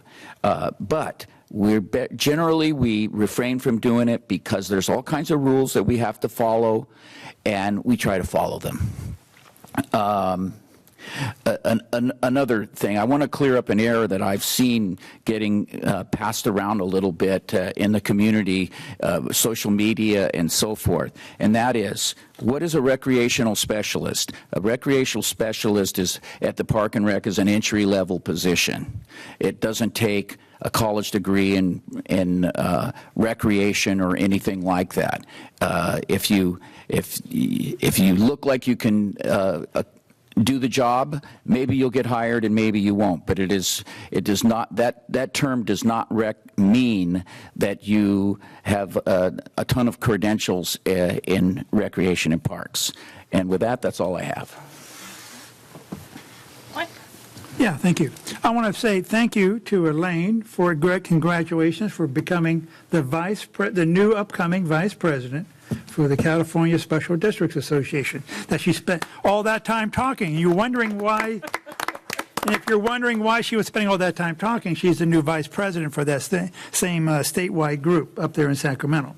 And I'm glad you're going up there and back and forth, and I don't have to. So I've done it a few times up to there for other things, and but you seem to like it, so that's perfect. That's great. Well, my husband has already asked, when's your next trip? Yeah, there you go. See, well, congratulations, and thank you for all your effort on that. It takes a lot of time. Not only to travel back and forth, but you have all these big, long meetings. They got big, long documents, a lot of stuff they have to work through, and they have all these different special districts doing different things, like Elaine was talking about, across this entire state of California. And as you can see, as Elaine mentioned, it's not only California, but sometimes we're doing stuff with other states and even federal law sometimes that impact us, in addition to state law and stuff. So it's always a big headache. And it's always easier to work the stuff up front than it is to get clobbered with something and then try to fix it later. So thank you very much for all that, Elaine. You're welcome, Mike. Thank you. Next, I want to say thank you to Eric and the staff. Eric's still here. Eric's in the back. I can see him. Thank you. Over the last several weeks, Eric and his staff have been working up proposals or tentative proposals with the Boys and Girls Club and the Pleasant Valley School District to see if there was some way our staffing could work with their staffing to help the community. That maybe didn't get very far, but the point was that we're out here, we're trying to interface with those guys. I want to thank Eric for doing that. Also, Eric also had and his staff worked with the city on another city proposal to interface and help the public here in the community. And thank you for that. I guess they're going on from Plan A to Plan B or Plan C or Plan D by now. I've lost track. So they're working on those things, again, to interface and help the public as much as possible during the pandemic. I also want to thank all the staff, Parks, and also the staff in the office for work on the new digital sign out front here, up the road at our community center. It's the old sign was like 40 years old or something and falling down or something, but it's nice to have a sign that now people can actually get real information from, and it's a big plus for the community. Thank you very much for all that. Oh, we had that letter Mary mentioned. This is for people to know in the background. The city, the Camarillo Healthcare District, and Pleasant Valley School District have already gone through all that exercise. So it was no surprise to me when we got a letter, like we're the last of the list. And so obviously sometime probably in next year in 2021, that will come up once the governor and the pandemic dies down, we can start addressing that. And as Mary mentioned, another variable, there's a bunch of variables in the mix. And one of them is also the new census, of course. So we have to wait and see what the new census is. If we have time for that, we'll see what the time frame is, because that will also have a big impact on what's going to be going on. And Miracle League. I want to mention that I'm happy that we're moving forward. I wish we would have moved forward faster by now. I thought we were close, but maybe we're getting closer. And it's nice that we're working with a group like that, a user group, and that would be potentially a great benefit not only for the whole community and stuff by working together. And I'm looking forward to seeing the final agreement to see how we can move forward with that. Thank you. Thank you, staff, for all that. Yeah.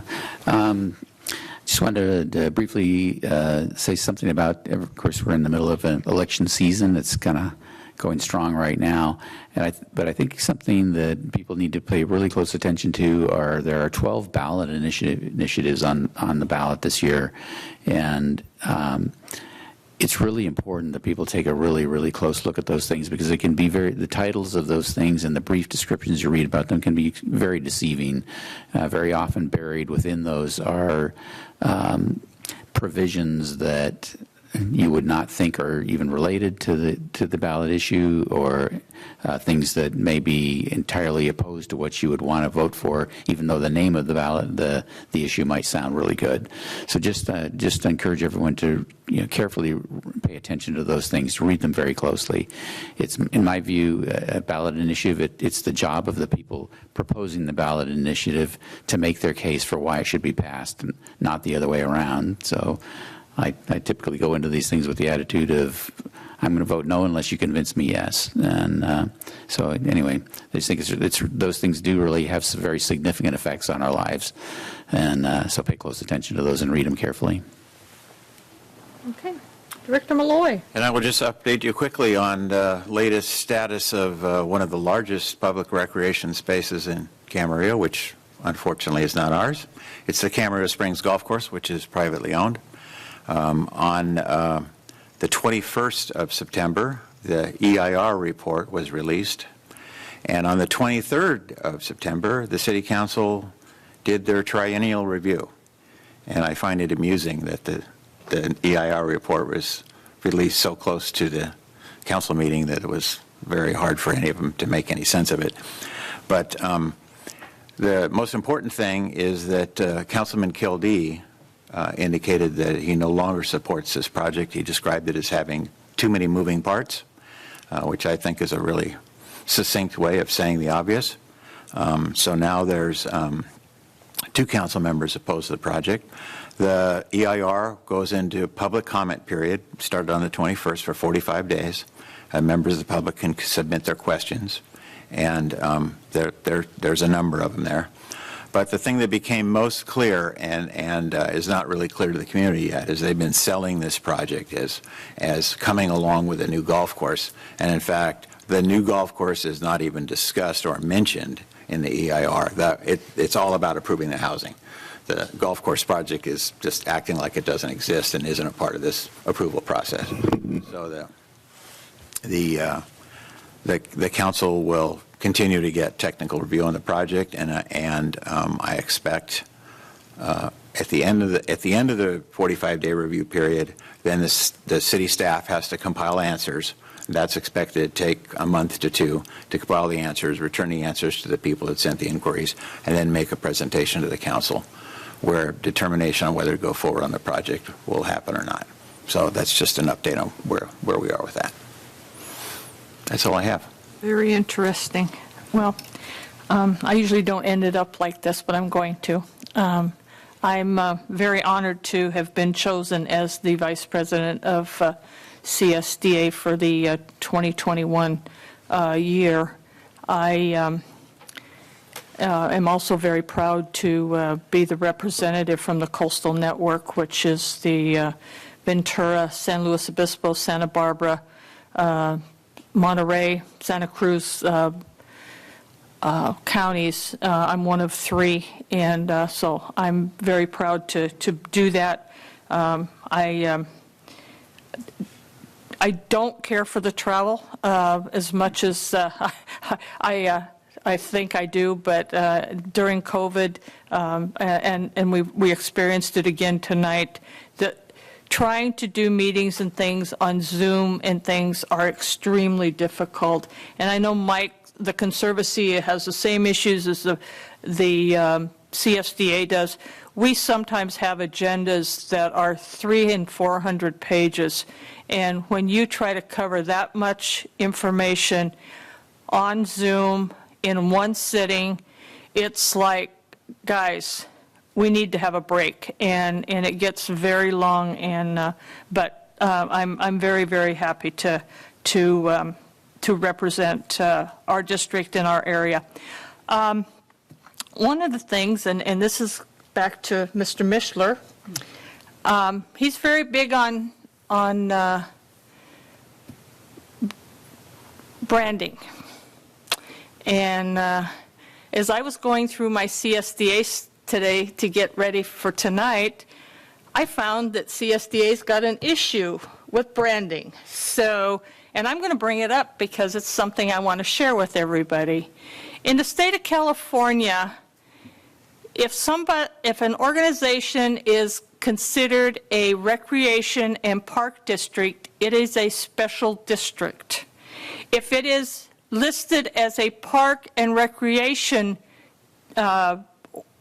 organization or department, it is usually connected to a city or a county. And that's part of the branding. And I remember when I first got on this board, I was just appalled when people would say we were part of the city, and I know Mike was too. And it's like, no, we're a recreation and park district, we are a special district, we're independent. And we have 5 elected officials, and PVRPD came into being before the city did in this area, and I'm very proud that we did. And so I will make sure that CSDA gets their wording correct. And Mary even talked about CPRS, which is an organization of California Recreation and Park Districts, and they are all special districts. So I think that's very, very important. And Jessica, this is for you.